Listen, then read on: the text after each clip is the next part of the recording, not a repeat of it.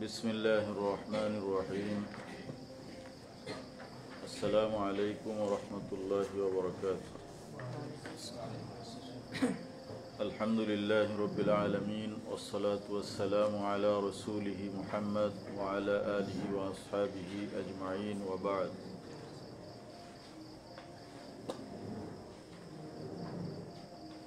سورة بني إسرائيل. به قال حدثنا آدم قال حدثنا شعبة عن أبي إسحاق قال سمعت عبد الرحمن ابن يزيد قال سمعت ابن مسعود قال في بني إسرائيل والكهف ومريم إنهن من العتاق الأول وهن من تلادي.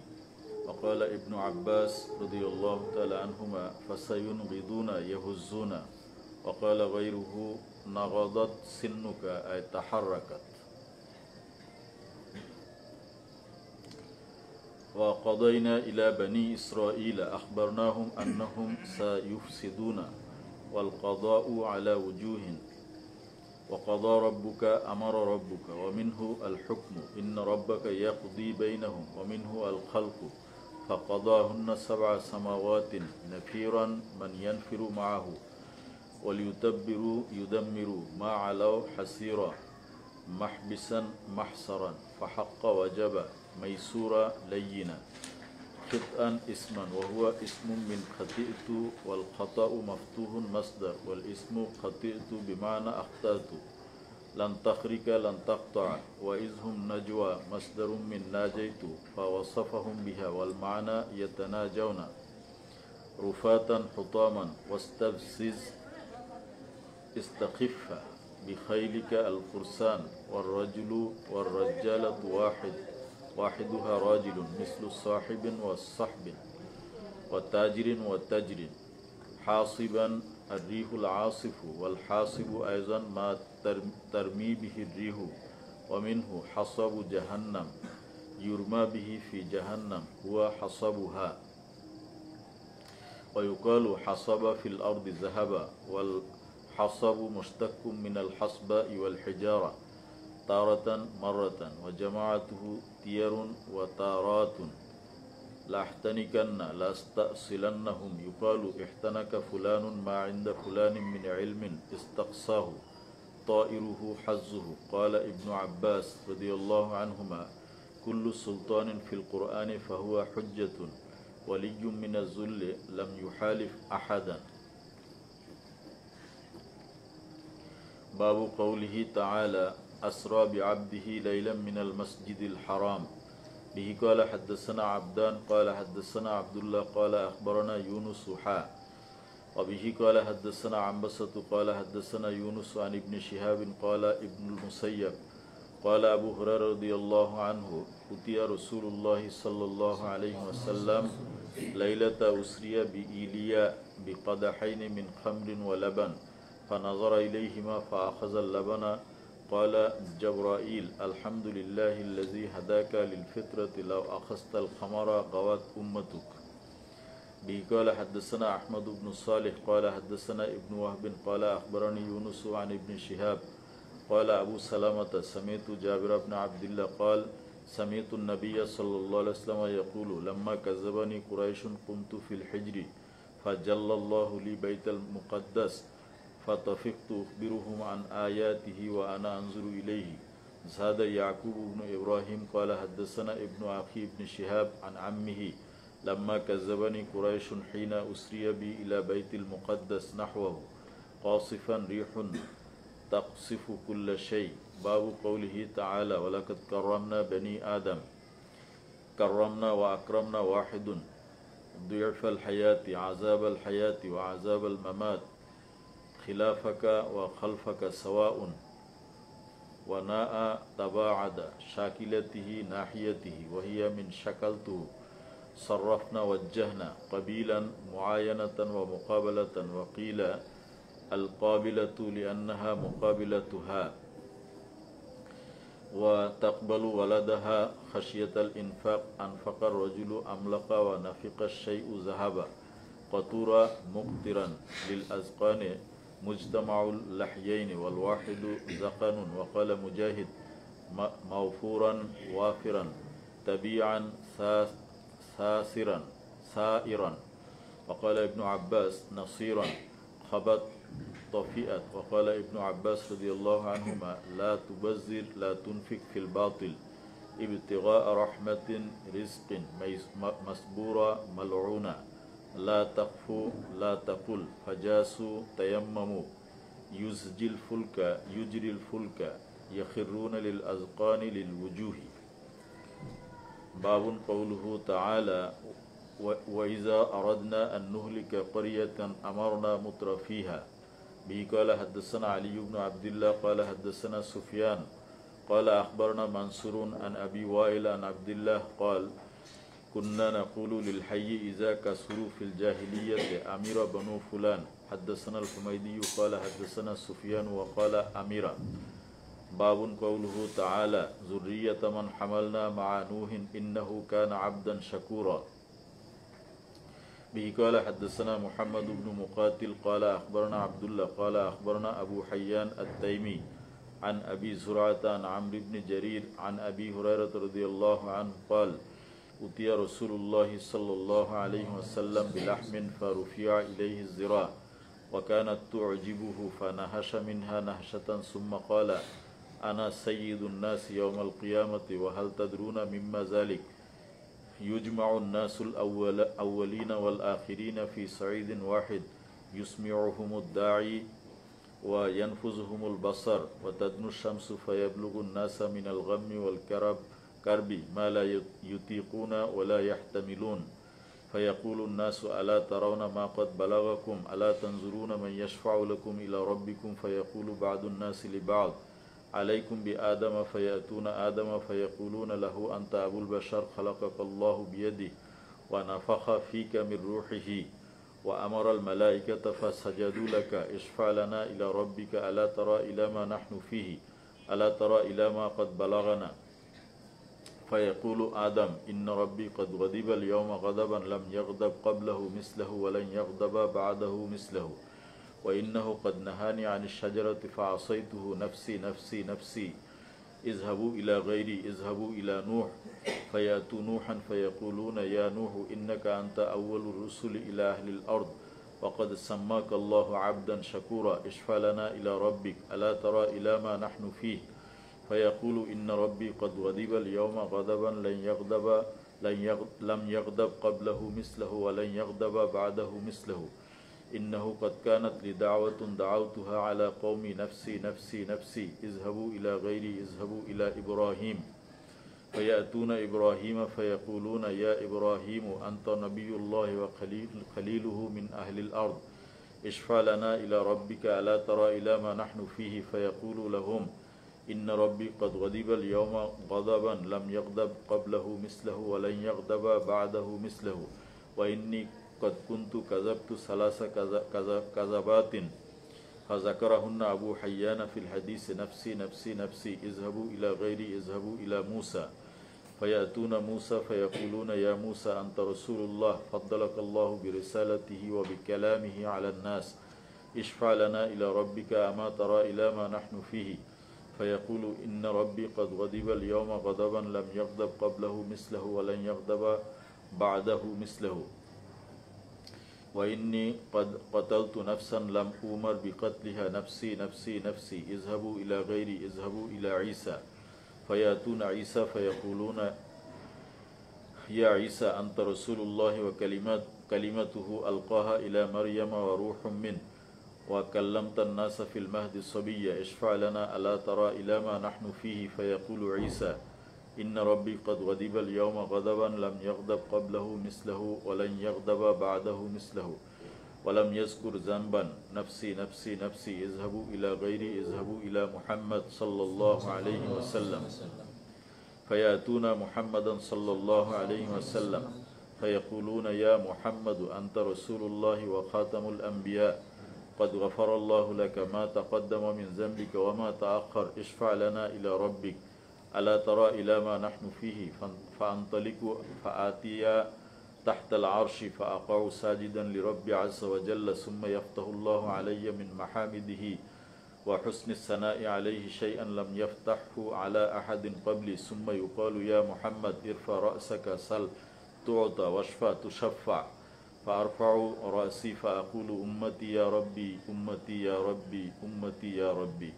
فيقال يا محمد أدخل من أمتك من لا حساب عليهم من الباب الأيمن من أبواب الجنة وهم شركاء الناس فيما سوى ذلك من الأبواب ثم قال والذي نفسي بيده إنما بين المصراعين من مصاريع الجنة كما بين مكة وحمير أو كما بين مكة وبصرى. باب قوله تعالى وآتينا داود زبورا به قال حدثني إسحاق بن نصر قال حدثنا عبد الرزاق عن معمر عن حمام عن أبي هريرة رضي الله عنه وعنهم عن النبي صلى الله عليه وسلم قال خفف على داود القراءة فكان يأمر بدابته لتسرج فكان يقرأ قبل أن يفرغ يعني القرآن. باب قوله تعالى قل ادعوا الذين زعمتم من دونه فلا يملكون كشف الضر عنكم ولا تحويلا به قال حدثني عمرو بن علي قال حدثنا يحيى قال حدثنا سفيان قال حدثني سليمان عن إبراهيم عن أبي معمر عن عبد الله رضي الله عنه عنهم إلى ربهم الوسيلة قال كان ناس من الإنس يعبدون ناسا من الجن فأسلم الجن وتمسك هؤلاء بدينهم. زاد الأشجعي عن سفيان عن الأعمش قل ادعوا الذين زعمتم. باب قوله تعالى أولئك الذين يدعون يبتغون إلى ربهم الوسيلة به قال حدثنا بشر بن خالد قال أخبرنا محمد بن جعفر عن شعبة عن سليمان عن إبراهيم عن أبي معمر عن عبد الله في هذه الآية الذين يدعون يبتغون إلى ربهم الوسيلة قال كان ناس من الجن كانوا يعبدون فأسلموا. باب قوله تعالى وما جعلنا الرؤيا التي أريناك إلا فتنة للناس به قال حدثنا علي بن عبد الله قال حدثنا سفيان عن عمرو عن إكرمة عن ابن عباس رضي الله عنهما وعنهم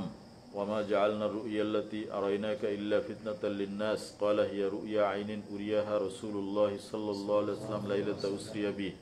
والشجرة الملعونة شجرة الزقوم. باب قوله تعالى إن قرآن الفجر كان مشهودا قال مجاهد صلاة الفجر.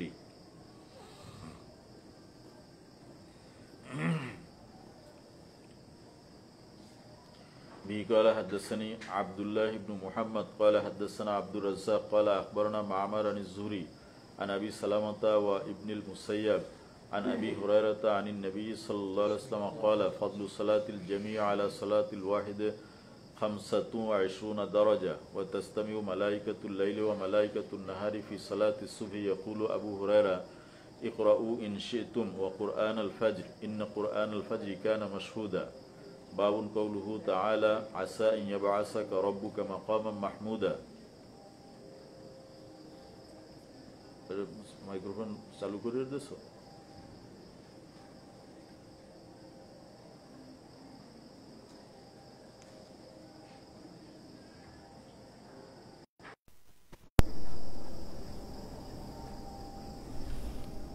লাইভে সাউন্ড ঠিক আছে কিনা কমেন্টে জানান।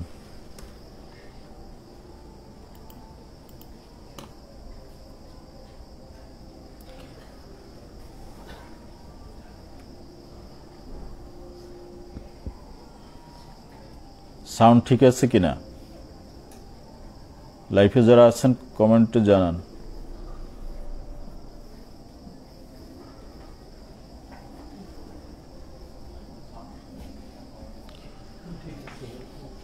আগে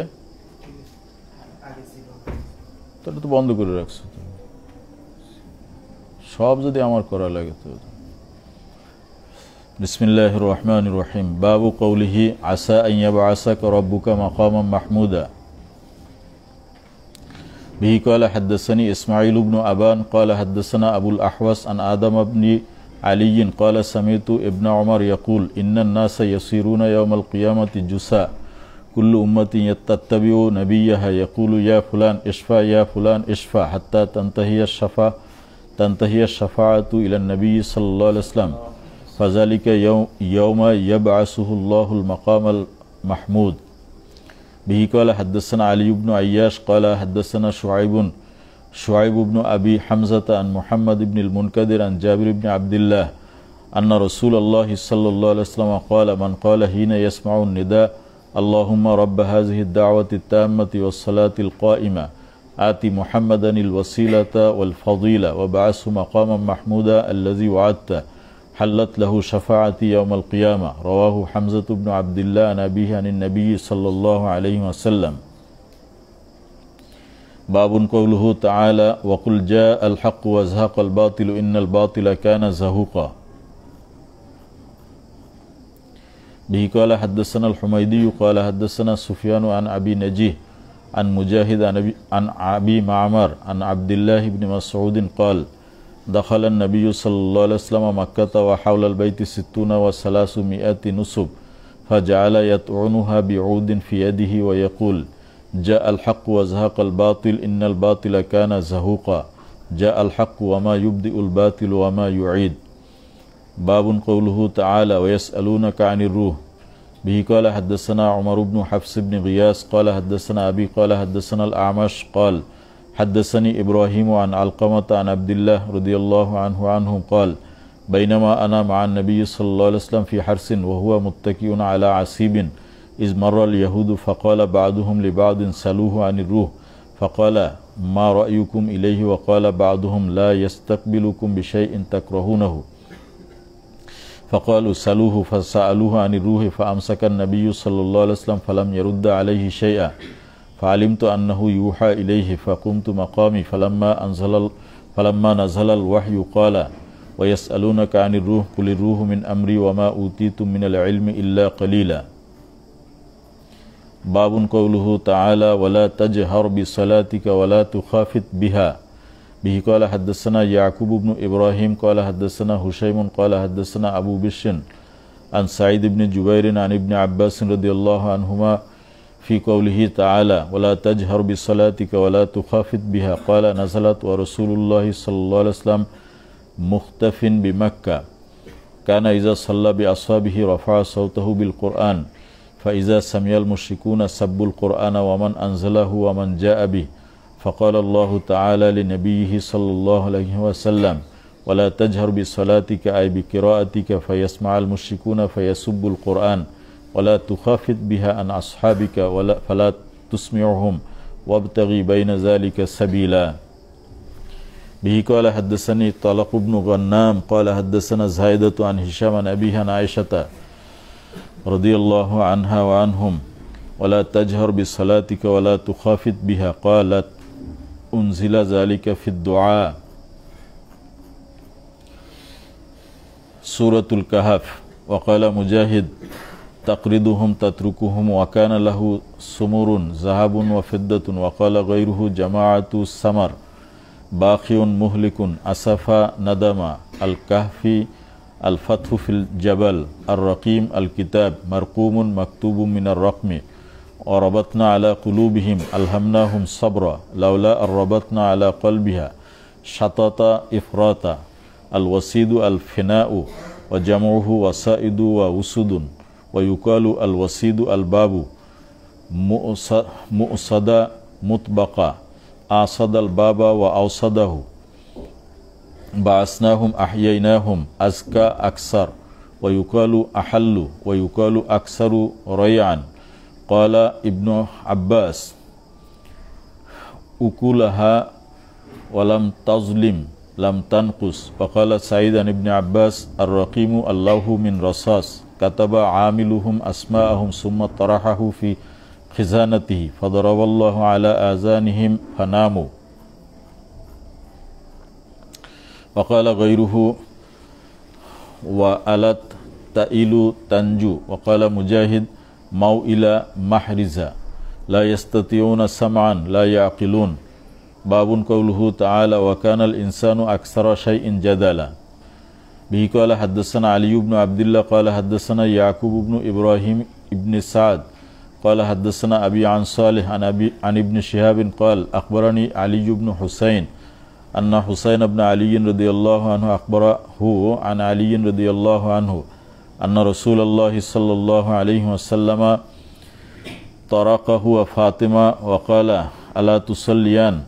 رجما بالغيب لم يستبن فروتا ندما سرادقها مثل السرادق والحجرة التي تطيف بالفساطيط يحاوره من المحاورة لكن هو الله ربي أي لكن أنا هو الله ربي ثم حذف الألف وأدغم إحدى النونين في الأخرى زلق لا تثبت فيه قدم هنالك الولاية مصدر الولي عقبا عاقبة وعقبة وعاقبة واحد وهي الآخرة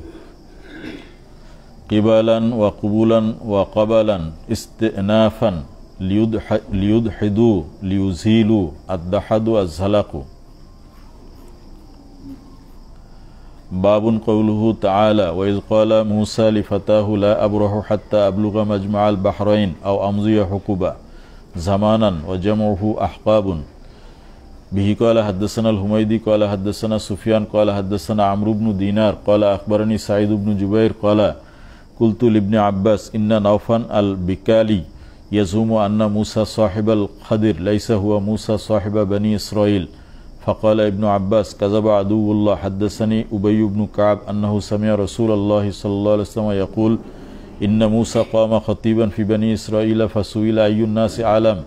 فقال أنا فعتب الله عليه إذ لم يرد العلم إليه فأوحى الله إليه إن لي عبدا بمجمع البحرين هو أعلم منك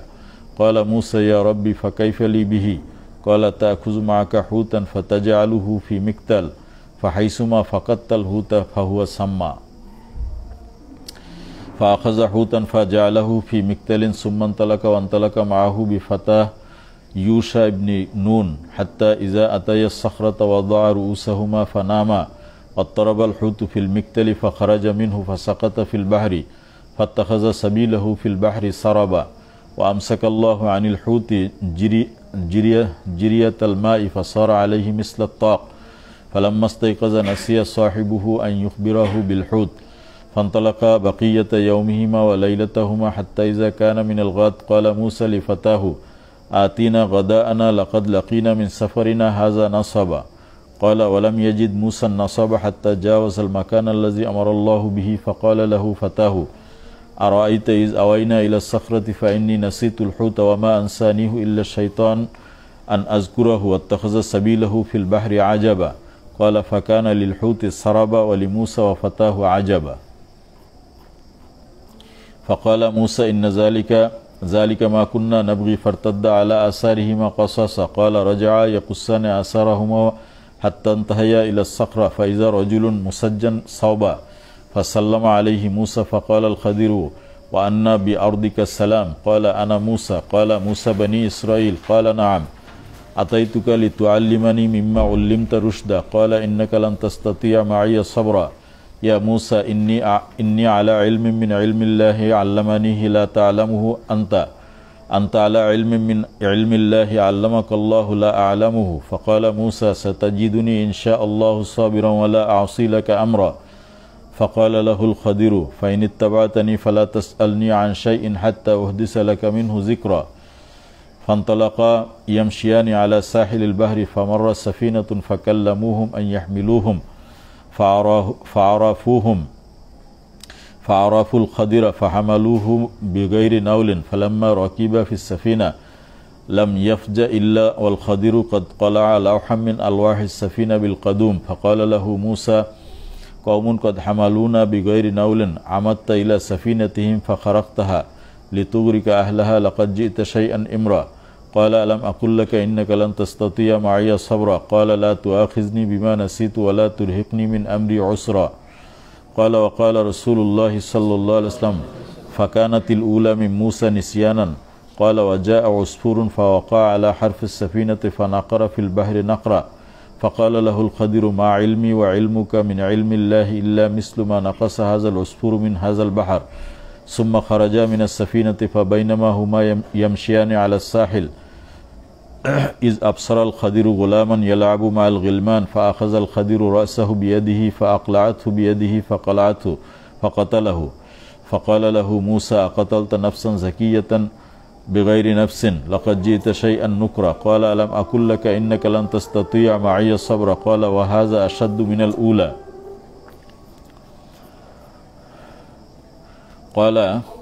إن سألتك عن شيء بعدها فلا تصاحبني قد بلغت من لدني عذرا فانطلقا حتى إذا أتيا أهل قرية استطعما أهلها فأبوا أن يضيفوهما فوجدا فيها جدارا يريد أن ينقض قال مائل فقام الخضر فأقامه بيده فقال موسى قوم أتيناهم فلم يطعمونا ولم يضيفونا لو شئت لاتخذت عليه أجرا قال هذا فراق بيني وبينك إلى قوله ذلك تأويل ما لم تستطع عليه صبرا فقال رسول الله صلى الله عليه وسلم وددنا أن موسى كان صبر حتى يقص الله علينا من خبرهما قال سعيد بن جبير فكان ابن عباس يقرأ وكان أمامهم ملك يأخذ كل سفينة غصبا وكان يقرأ وأما الغلام فكان كافرا وكان أبواه مؤمنين باب قوله تعالى فلما بلغا مجمع بينهما نسيا حوتهما فاتخذ سبيله في البحر سربا مذهبا يسلك ومنه وسارب بالنهار به قال حدثنا إبراهيم بن موسى قال أخبرنا هشام بن يوسف أن ابن جريج أخبرهم قال أخبرني يعلى بن مسلم وعمرو بن دينار عن سعيد بن جبير يزيد أحدهما على صاحبه وغيرهما قد سمعته يحدثه عن سعيد قال إن لا عند ابن عباس في بيته إذ قال سلوني قلت أي أبا عباس جعلني الله فداك بالكوفة رجل قاس يقال له نوف يزعم أنه ليس موسى بني إسرائيل أما عمرو فقال لي قد كذب عدو الله وأما يعلى فقال لي قال ابن عباس حدثني أبي بن كعب قال رسول الله صلى الله عليه وسلم موسى رسول الله عليه السلام قال ذكر الناس يوما حتى إذا فاضت العيون ورقت القلوب ولى فأدركه رجل فقال أي رسول الله هل في الأرض أحد أعلم منك قال لا فعتب عليه إذ لم يرد العلم إلى الله قيل بلى قال أي ربي وأين قال بمجمع البحرين قال أي ربي اجعل لي علما أعلم ذلك منه فقال لي عمرو قال حيث يفارقك الحوت وقال لي على قال خذ نونا ميتا حيث ينفخ فيه الروح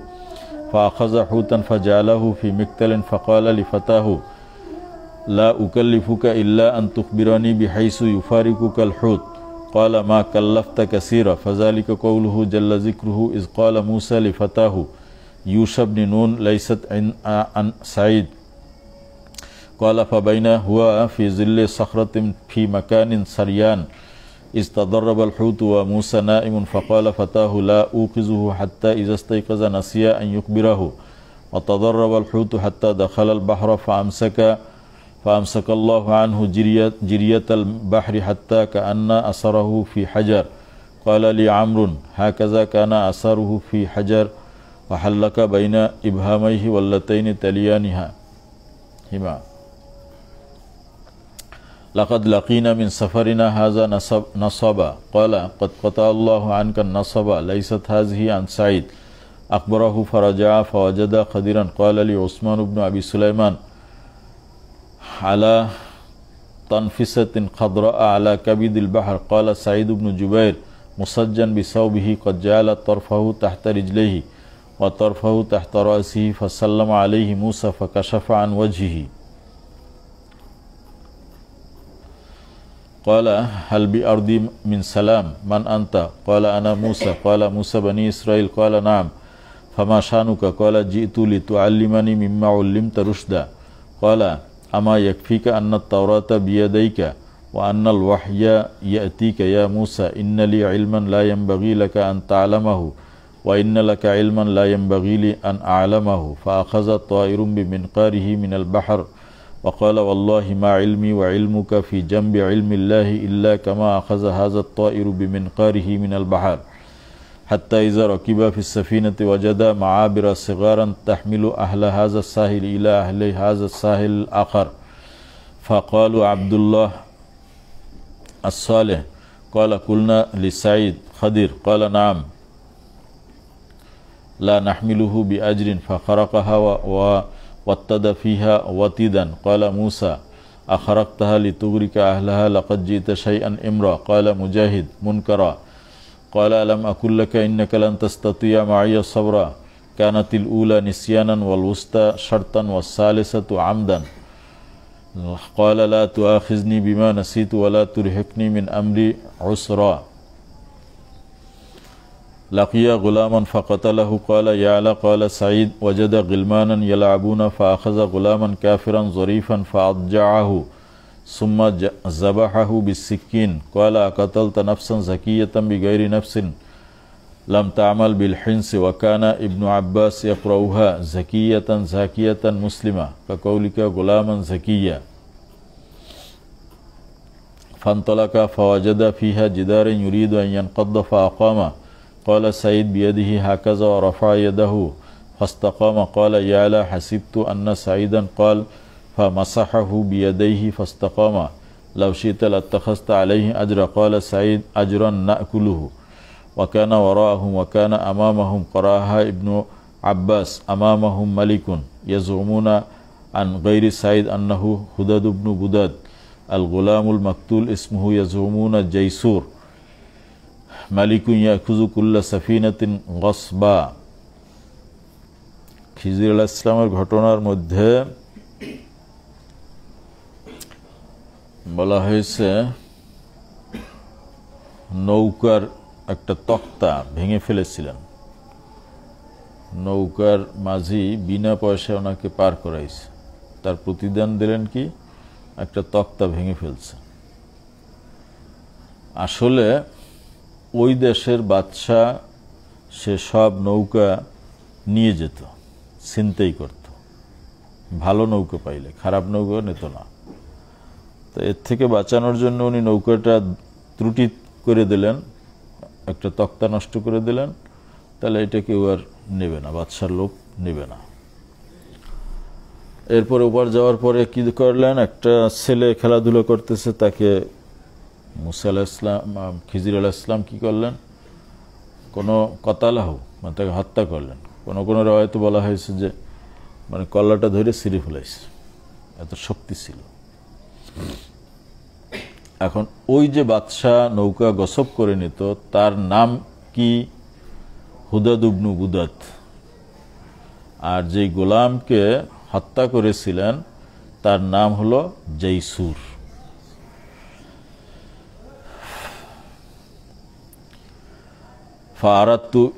فأردت إذا هي مرت به أن يدعها لعيبها فإذا جاوز أصلحوها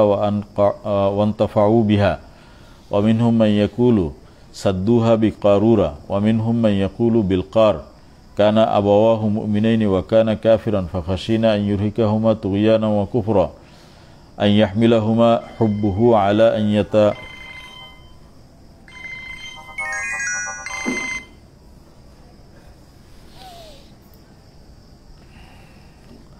يتابعه على دينه فأردنا أن يبدلهما ربهما خيرا منه زكاة وأقرب رحمة هما به أرحم منهما بالأول الذي قتل خضر وزعم غير سعيد أنهما أبدلا جارية وأما داود بن أبي عاصم فقال عن غير واحد إنها جارية।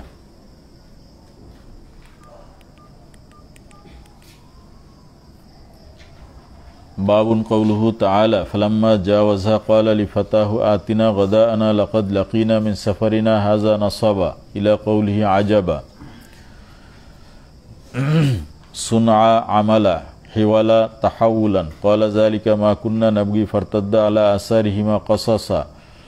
إمرا ونكرا داهيا ينقاد كما تنقاد السن لا تخست واتخذت واحد رحمة من الرحم رحيم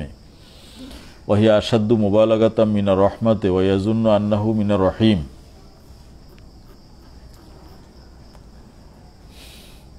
وتدعى مكة أم الرحم أي الرحمة تنزل بها মক্কা শরীফের একটা নাম কি উম্মুর রহম,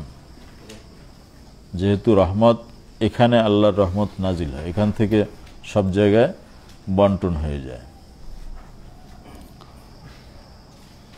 به قال حدثنا قتيبة بن سعيد قال حدثني سفيان بن عيينة عن عمرو بن دينار عن سعيد بن جبير قال قلت لابن عباس رضي الله عنهما إن نوفل البكالي يزعم أن موسى بني إسرائيل ليس موسى الخضر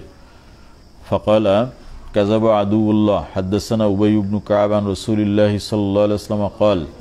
قام موسى خطيبا في بني إسرائيل فقيل له أي الناس أعلم قال أنا فعتب الله عليه إذ لم يرد العلم إليه وأوحى إليه بلى عبد من عبادي بمجمع البحرين هو أعلم منك قال أي ربي كيف السبيل إليه قال تأخذ هوتا من في مكتل فحيثما فقدت الهوت فاتبعه قال فخرج موسى ومعه فتاه يوشع بن نون ومعهما الحوت حتى انتهيا إلى الصخرة فنزل عندها قال فوضع موسى رأسه فنام. قال سفيان وفي حديث غير عمرو قال وفي أصل الصخرة عين يقال له الحياة لا يصيب من مائها شيء إلا حيا فأصاب الحوت من ماء تلك العين قال فتحرك وانسل من المكتل فدخل البحر فلما استيقظ موسى قال لفتاه آتنا غداءنا الآية قال ولم يجد النصب حتى جاوز ما أمر به قال له فتاه يوشع بن نون أرأيت إذ أوينا إلى الصخرة فإني نسيت الحوت الآية قال فرجعا يقصان في آثارهما فوجدا في البحر كالطاك ممر الحوت فكان للفتى عجبا وللحوت سربا قال فلما انتهيا إلى الصخرة إذا هما برجل مسجن بثوب فسلم عليه موسى قال وأنا بأرضك السلام فقال أنا موسى قال موسى بني إسرائيل قال نعم قال هل أتبعك على أن تعلمني مما علمت رشدا قال له الخضر يا موسى إنك على علم من علم الله علمكه الله لا أعلمه وأنا على علم من علم الله علمنيه الله لا تعلمه قال بلى أتبعك قال فإن اتبعتني فلا تسألني عن شيء حتى أحدث لك منه ذكرا فانطلقا يمشيان على الساحل فمرت بهما سفينة فعرف الخضر فحملوهم في سفينتهم بغير نول يقول بغير أجر فركب السفينة قال ووقع عصفور على حرف السفينة فغمس منقاره البحر فقال الخضر لموسى ما علمك وعلمي وعلم الخلائق في علم الله إلا مقدار ما غمس هذا العصفور منقاره قال فلم يفجأ موسى إذ عمد الخضر إلى قدوم فخرق السفينة فقال له موسى قوم حملونا بغير نول عمدت إلى سفينتهم فخرقتهم لتغرق أهلها لقد جئت الآية فانطلق إذا هما بغلام يلعب مع الغلمان فأخذ الخضر برأسه فقطعه قال له موسى أقتلت نفسا زكية بغير نفس لقد جئت شيئا نكرا قال ألم أقل لك إنك لن تستطيع معي صبرا إلى قوله فأبوا أن يضيفوهما فوجدا فيها جدارا يريد أن ينقض فقال بيده هكذا فأقام فقال له موسى إنا دخلنا هذه القرية فلم يضيفونا ولم يطعمونا لو شئت لاتخذت عليه أجرا قال هذا فراق بيني وبينك سأنبئك بتأويل ما لم تستطع عليه صبرا فقال رسول الله صلى الله عليه وسلم وددنا أن موسى صبر حتى يقص علينا من أمرهما قال وكان ابن عباس يقرأ وكان أمامهم ملك يأخذ كل سفينة صالحة غصبا وأما الغلام فكان كافرا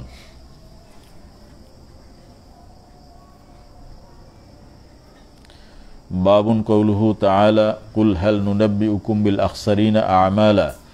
به قال حدثني محمد بن بشار قال حدثنا محمد بن جعفر قال حدثنا شعبة عن عمرو عن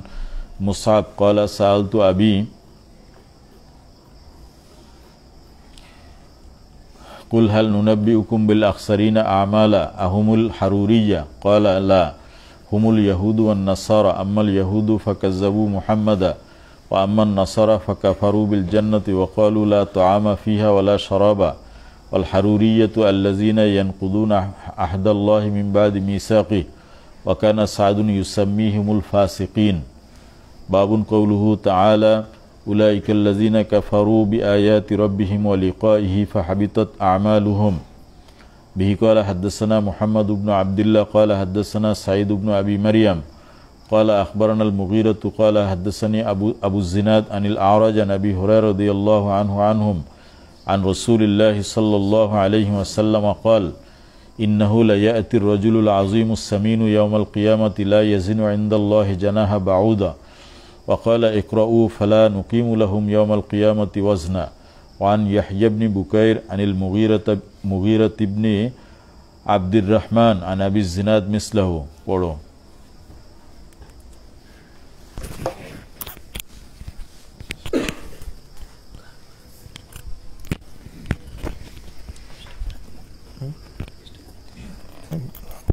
सूरत ये शुरू कर दिया ना, पूरी सूरत दिया।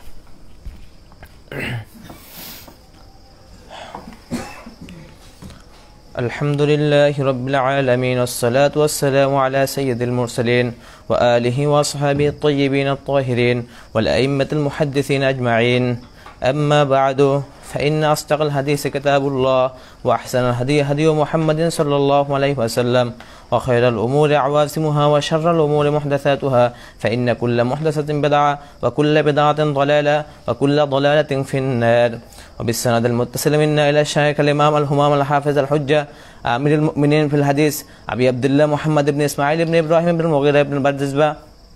الجعفي اليماني البخاري رحمه الله تعالى ونفعنا بعلومه وعلوم مشائخه وتلاميذه وقراء صحيحه وشراحه خصوصا بعلوم شيخنا المكرم شيخ الحديث أستاذنا الأساتذة حضرت مولانا سراج المنير التوحيد مدد الله العلي في الدارين آمين يا رب العالمين. كافها يا عين صاد. بسم الله الرحمن الرحيم. قال ابن عباس أبصرهم واسمع الله يقوله وهم اليوم لا يسمعون ولا يبصرون في ضلال مبين. يعني قوله أسمع بهم وأبصر. الكفار يومئذ أسمعوا شيئا وأبصره لأرجمنك لأشتمنك والرئيان منظرا. وقال ابن عيينة تعزهم تزعجهم إلى المعاصي إجعازا. وقال مجاهد إدا عوجا. وقال ابن عباس بردا عطاشا أثاثا مالا إدا قولا عظيما ركزا صوتا عتيا بكيا جماعة باك صليا صلى يصلي ناديا والنادي مجلسا. وقال مجاهد فليمدد فليدعه. باب قوله وأنذرهم يوم الحسرة به إليه. قال حدثنا عمر بن حفص بن قياس قال حدثني أبي قال حدثنا الأعمش قال حدثنا أبو صالح عن أبي سعيد الخدري رضي الله تعالى عنه وعنهم قال النبي صلى الله عليه وسلم يؤتى بالموت كهيئة كبش أملح فينادي مناد يا أهل الجنة فيشربون وينظرون فيقول هل تعرفون هذا فيقولون نعم هذا الموت وكلهم قد رآه. ثم ينادى يا أهل النار فيشربون وينظرون فيقول هل تعرفون هذا فيقولون نعم هذا الموت وكلهم قد رآه. فيذبح ثم يقول يا أهل الجنة خلود فلا موت ويا أهل النار خلود فلا موت. ثم قرأ وأنذرهم يوم الحسرة إذ قضي الأمر وهم في غفلة وهؤلاء في غفلة أهل الدنيا وهم لا يؤمنون. باب قوله تعالى وما نتنزل إلا بأمر ربك به إليه. قال حدثنا أبو نعيم قال حدثنا عمر بن ذر قال سمعت أبي سعيد عن سعيد بن جبير عن ابن عباس رضي الله تعالى عنه قال رسول الله قال النبي صلى الله عليه وسلم لجبريل ما يمنعك أن تزورنا أكثر مما تزورنا فنزلت وما نتنزل إلا بأمر ربك له ما بين أيدينا وما خلفنا. باب قوله تعالى أفرأيت الذي كفر بآياتنا وقال لا أوتين مالا وولدا به إليه. قال حدثنا حميدي قال حدثنا سفيان عن الأعمش عن أبي الضحى عن مسروق قال سمعت خبابا قال جئت العاص بن وائل السهمي أتقضاه حقا لي عنده قال لا أعطيك حتى تكفر بمحمد صلى الله عليه وسلم. فقلت لا حتى تموت ثم تبعث. قال وإني لميت ثم مبعوث. قلت نعم. قال إن لي هناك مالا وولدا فأقضيك فنزلت هذه الآية أفرأيت الذي كفر بآياتنا وقال لأوتين مالا وولدا ورواه الثوري والشعبة وحفص وأبو معاوية ووكيع عن الأعمش. باب قوله تعالى اطلع الغيب أم اتخذ عند الرحمن عهدا قال موثق به إليه. قال حدثنا محمد بن كثير قال أخبرنا سفيان عن الأعمش عن أبي الضحى عن مسروق عن خباب قال كنت قينا بمكة فعملت للعاص بن وائل سيفا فجئت أتقضاه فقال لا أعطيك حتى تكفر بمحمد قلت لا أكفر بمحمد حتى يميتك الله ثم يحييك قال إذا أماتني الله ثم بعثني ولي مال وولد فأنزل الله أفرأيت الذي كفر بآياتنا وقال لأوتين مالا وولدا اطلع الغيب أم اتخذ عند الرحمن عهدا قال موثقا ولم يقل إلا الأشعري عن سفيان سيفا ولا موثقا. باب قوله تعالى كلا سنكتب ما يقول ونمد له من العذاب مدا به إليه. قال حدثنا بشر بن خالد قال حدثنا محمد بن جعفر عن شعبة عن سليمان قال سمعت أبا الضحى يحدث عن مسروق عن خباب قال كنت قينا في الجاهلية وكان لي دين على العاص بن وائل فآتاه يتقاضاه فقال لا أعطيك حتى تكفر من محمد قال والله لا أكفر حتى يميتك الله ثم يبعثك قال فذرني حتى أموت ثم أبعث فسوف أوتى مالا وولدا فأقضيك فنزلت هذه الآية أفرأيت الذي كفر بآياتنا وقال لا أوتين مالا وولدا. باب قوله تعالى ونرثه ما يقول ويأتينا فردا. وقال ابن عباس الجبال هدما به إليه. قال حدثنا يحيى قال حدثنا وكيع عن الأعمش عن أبي الضحى عن مسروق عن خباب قال كنت رجلا قينا وكان لي على العاص ابن وائل دين فآتيته أتقضاه فقال لا أقضيك حتى تكفر بمحمد قال قلت لن أكفر به حتى تموت قال ثم تبعث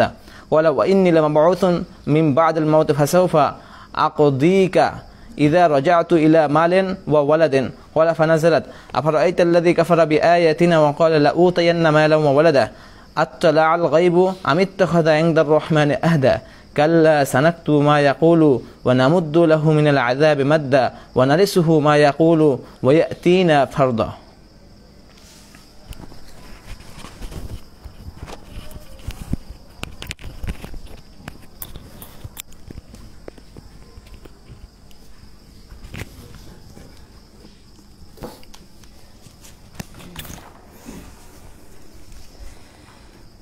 बिस्मिल्लाहिर्रहमानिर्रहीम।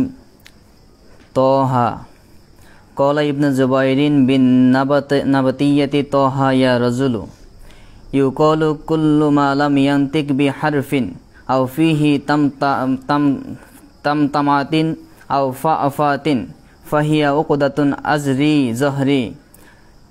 फ़युस्हितकुम युहलिककुम अल मुस्ला तानीसुल अमसल यक़ूलु बिदीनिकुम युक़ालु खुज़िल मुस्ला खुज़िल अमसल सुम्मा अतू सफ़्फ़ा युक़ालु हल अतैत सफ़्फ़ल यौम यानिल मुसल्ला अल्लज़ी युसल्ला फ़ीही फ़अवजसा अदमरा खौफ़न फ़ज़हबतिल वाउ मिन खीफ़तन लिकसरतिल ख़ुफ़ा फ़ी जुज़ूइन ay ala jazu'in nakli।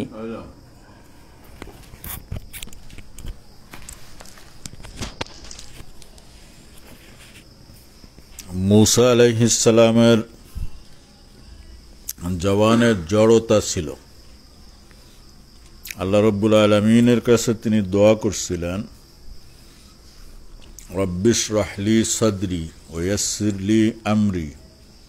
ওয়াহলুল উকদাতাম মিন লিসানি। উকদা কাকে বলা হয়? বলা হয়েছে কুল্লু মালাম ইয়ান্তিক বিহারফিন,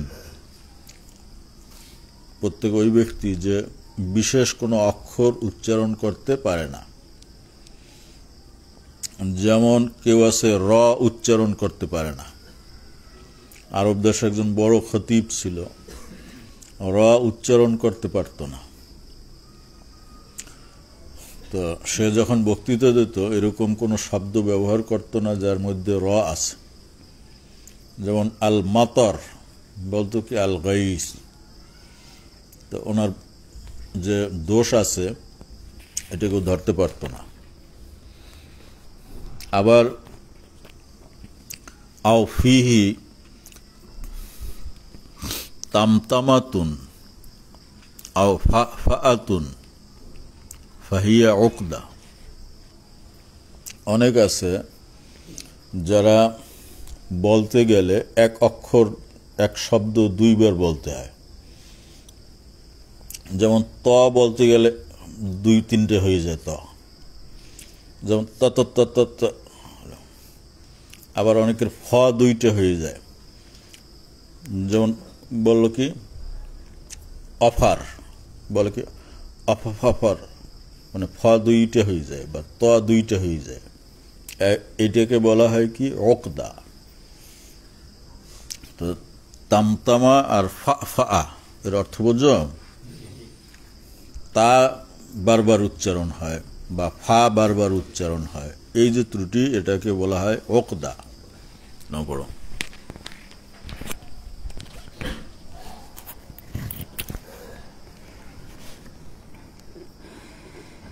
খুতবুকা বালুকা মিসাসা মাসদারু মাসাহু মাসাসান লানাং ফাসান্নাহু লা নুজারিয়ান্নাহু ক্বাআন ইয়ালুহুল মাউ ওয়াসফসফু আল মুস্তাঈ মিনাল আরদি ওয়া ক্বালা মুজাহিদুন আওজারা আফকালা মিন জিনাতিল কওমি আল হুলিয়ুল্লাযী ইস্তাআরু মিন আলি ফিরআউনা ফাকাযাফতুহা ফালকাইতুহা আলকা সানা ফানাসিয়া মূসা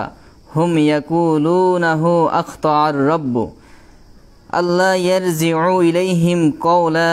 আল ইজলু হামসা হিসাল আকদাম হাশারতানি আমা আন হুজ্জতি ওয়া কদ কুনতু বাসীরা ফিদ দুনিয়া ক্বালা ইবনু আব্বাস বিকবাসিন দাল্লুত তরিকা ওয়া কানু শাতিন فقال إن لم أجد عليها من يهدي الطريق أتاكم بنار توقدون قال ابن وين أمثلهم طريقة أعدلهم وقال ابن عباس حدما لا يظلم فيهدم من حسناته وزن واديا ولا أمتا رابية سيرتها حالتها الأولى النهى التقى ضنكا الشكاو هوا شكيا بالوادي المقدس المبارك طوى اسم الوادي بملكنا بأمرنا مكانا سوى منصف بينهم يابسا على قدر على موعد ولا تنيا ولا تضعف يفرط عقبة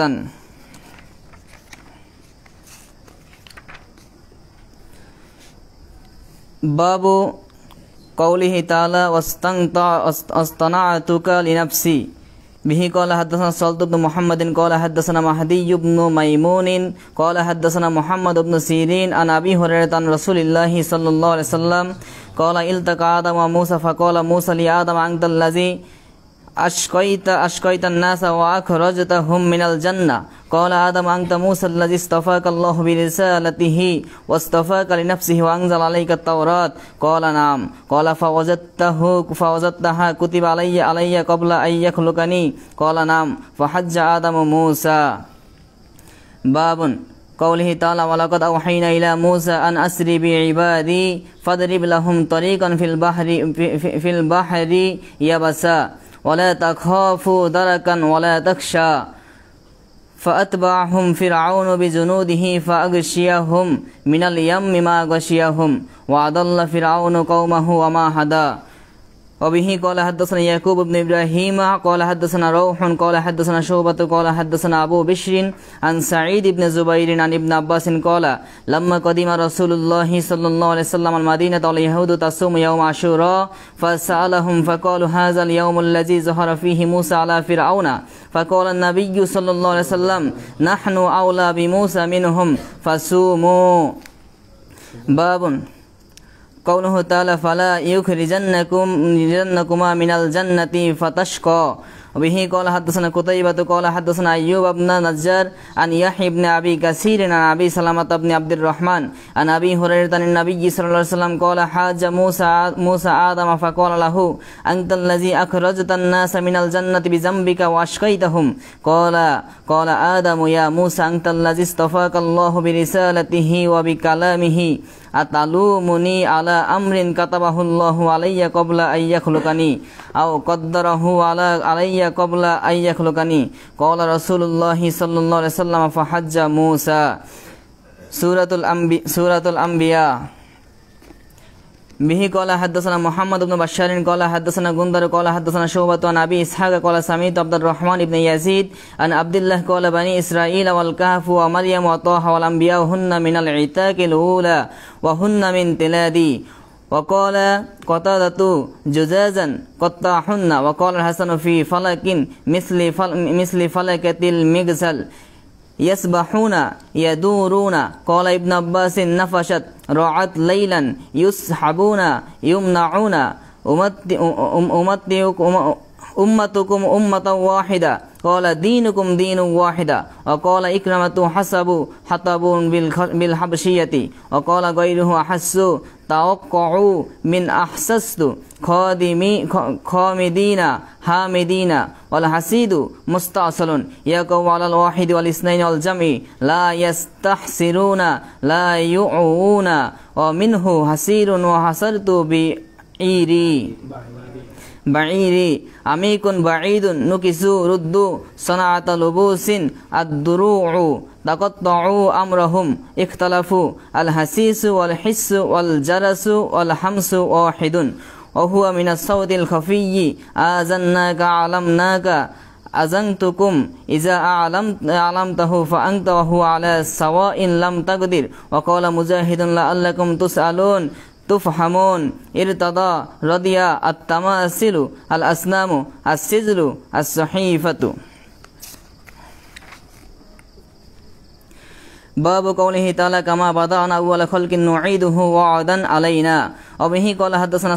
سليمان بن حرب قال حدثنا شعبة عن المغيرة بن نعمان شيخ من النخي عن سعيد بن زبير عن ابن عباس قال خطب النبي صلى الله عليه وسلم فقال إنكم محشرون إلى الله حفاة عراة غرلا كما بدأنا أول خلق نعيده وعدا علينا إنا كنا فاعلين ثم إن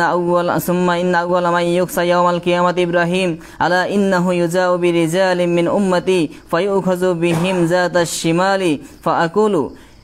يا ربي أصحابي فيقول لا تدري ما أحدث بعدك فأقول كما قال العبد الصالح وكنت عليهم شهيدا ما دمت فيهم إلى قوله شهيد فيقول إن هؤلاء لم يزالوا مرتدين على أعقابهم منذ فارقتهم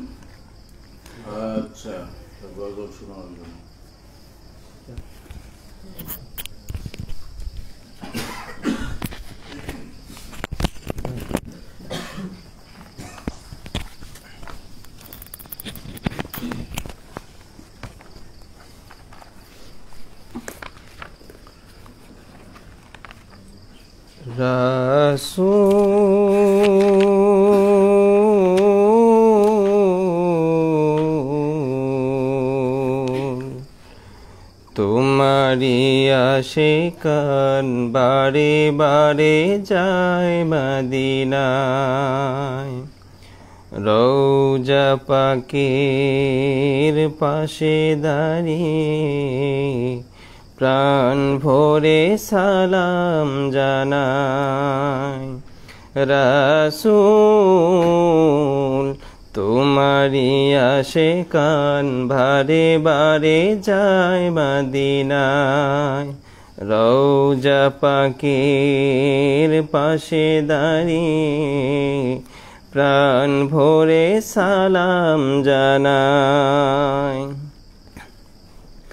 খোদার দিদার পেতে ওসিলা শুধু তোমার শরণ গুনারাশি ক্ষমা করে মোদেরে তুমি করবে বরণ। খোদার দিদার পেতে ওসিলা শুধু তোমার শরণ। গুনারাশি ক্ষমা করে মোদেরে তুমি করবে বরণ। তোমার শাফায়াত ছাড়া মোদের কোনো নাই কই উপায়, নাই কই উপায় রাসূল। তোমারি আশিকান বারে বারে যায় মদিনায়। রওজা পাকের পাশে দাঁড়িয়ে প্রাণ ভরে সালাম জানায় রাসূল। তোমারি আশিকান বারে বারে যায় মদিনায়। তোমায় মেনে চলে যারা শুধু তারাই প্রিয়। তোমাকে যে ভালোবাসে শাফায়াত তুমি তাদের দিও। তোমায় মেনে চলে যারা শুধু তারাই প্রিয়। তোমাকে যে ভালোবাসে শাফায়াত তুমি তাদের দিও। রাসূল পাকের মধুর বাণী, রাসূল পাকের মধুর বাণী। হৃদয় আমার গায় যে সদাই, গায় যে সদাই রাসূল। তোমারি আশিকান বারে বারে যায় মদিনায়।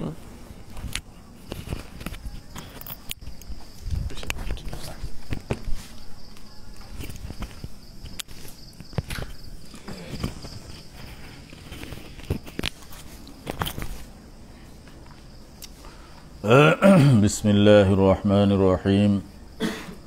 সূরাতুল হজ। وقال ابن عيينة المخبتين المطمئنين وقال ابن عباس في إذا تمنى ألقى الشيطان في أمنيته إذا حدث ألقى الشيطان في حديثه فيبطل الله ما يلقي الشيطان ويحكم آياته ويقال أمنيته قراءته إلا أمانية يقرؤون ولا يكتبون. وقال مجاهد مشيد بالقصة جس. وقال غيره يستون يفرطون من السطوة ويقال يستون يبتشون. وهدوا إلى الطيب من القول ألهموا إلى القرآن وهدوا إلى الصراط المستقيم إلى صراط الحميد الإسلام. وقال ابن عباس بسبب بحبل إلى سقف البيت ثاني عطفه مستكبر تزهل تشغل. باب قوله تعالى وترى الناس سكارى.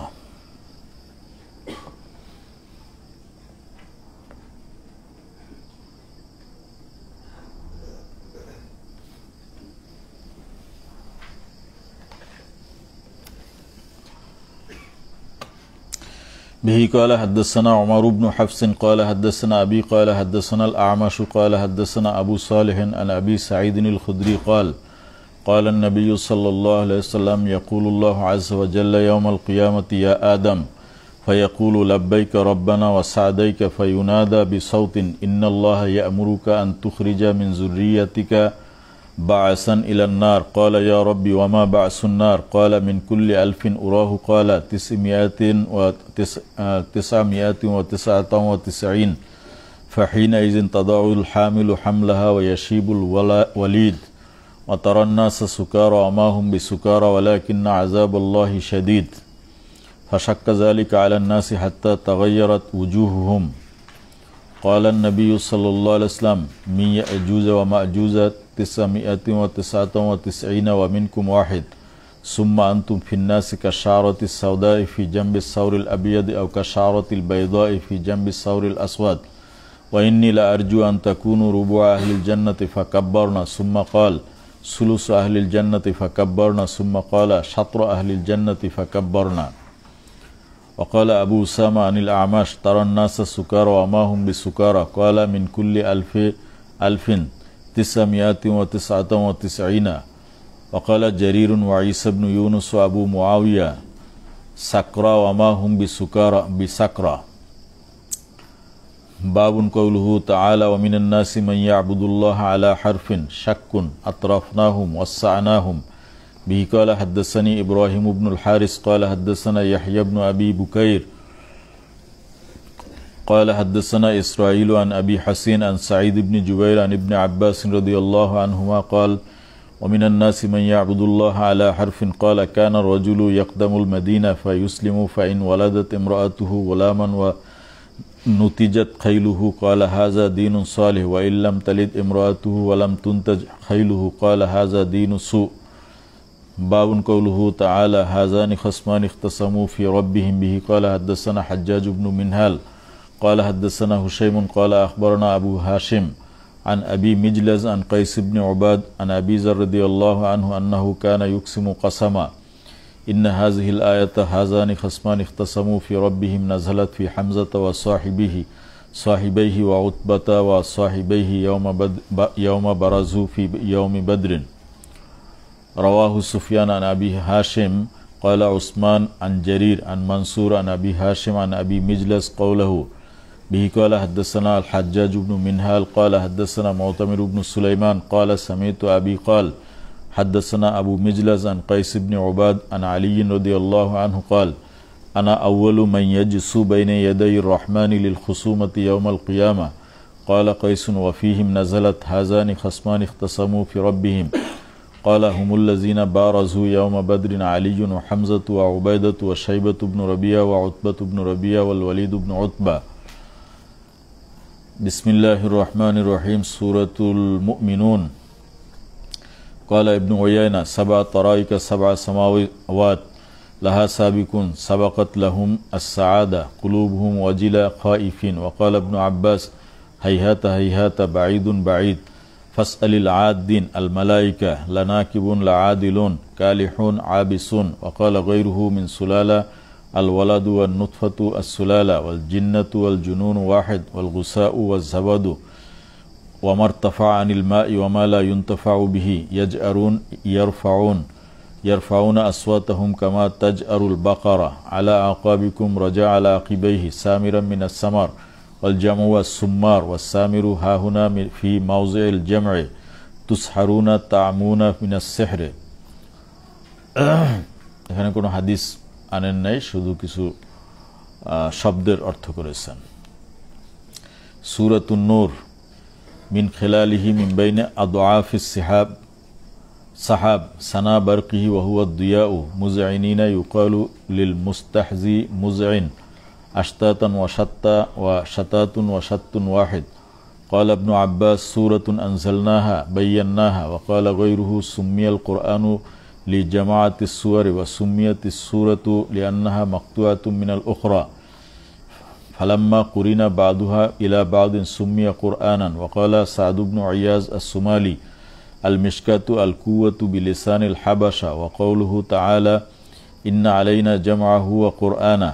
تأليف بعضه إلى بعض فإذا قرأناه فاتبع قرآنه فإذا جمعناه وألفناه فاتبع قرآنه أي ما جمع فيه فاعمل بما أمرك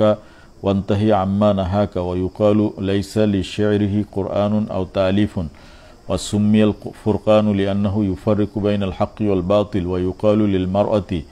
ما قرأت بسلاقة أي لم تجمع في بطنها ولدا. قال فردناها أنزلنا فيها فرائد مختلفة. ومن قرأ فردناها يقول فرضنا عليكم وعلى من بعدكم. قال مجاهد أو الطفل الذين لم يدروا لما بهم من الصغر. وقال الشعبي أولي الإربة من ليس له عرب وقال مجاهد لا يهمه إلا بطنه ولا يخاف على النساء وقال طاووس هو الأحمق الذي لا حاجة له في النساء যাদের হাজাত নেই মহিলাদের প্রতি তাকে বলা হয়েছে আহমক বাবু কৌলিহি আযযা ওয়াজাল ওয়াল্লাযীনা ইয়ারমুনা আযওয়াজাহুম ওয়া লাম ইয়াকুল লাহুম শুহাদা বিহি ক্বালা হাদাসানা ইসহাক ক্বালা হাদাসানা মুহাম্মদ ইবনে ইউসুফ আল ফিরিয়াবি ক্বালা হাদাসানা আল আউজাঈ ক্বালা হাদাসানি যুহরি আন সাহল ইবনে সাদ আন্না উওয়াইমিরান আতা আসিম ইবনে আদ্দি ওয়া কানা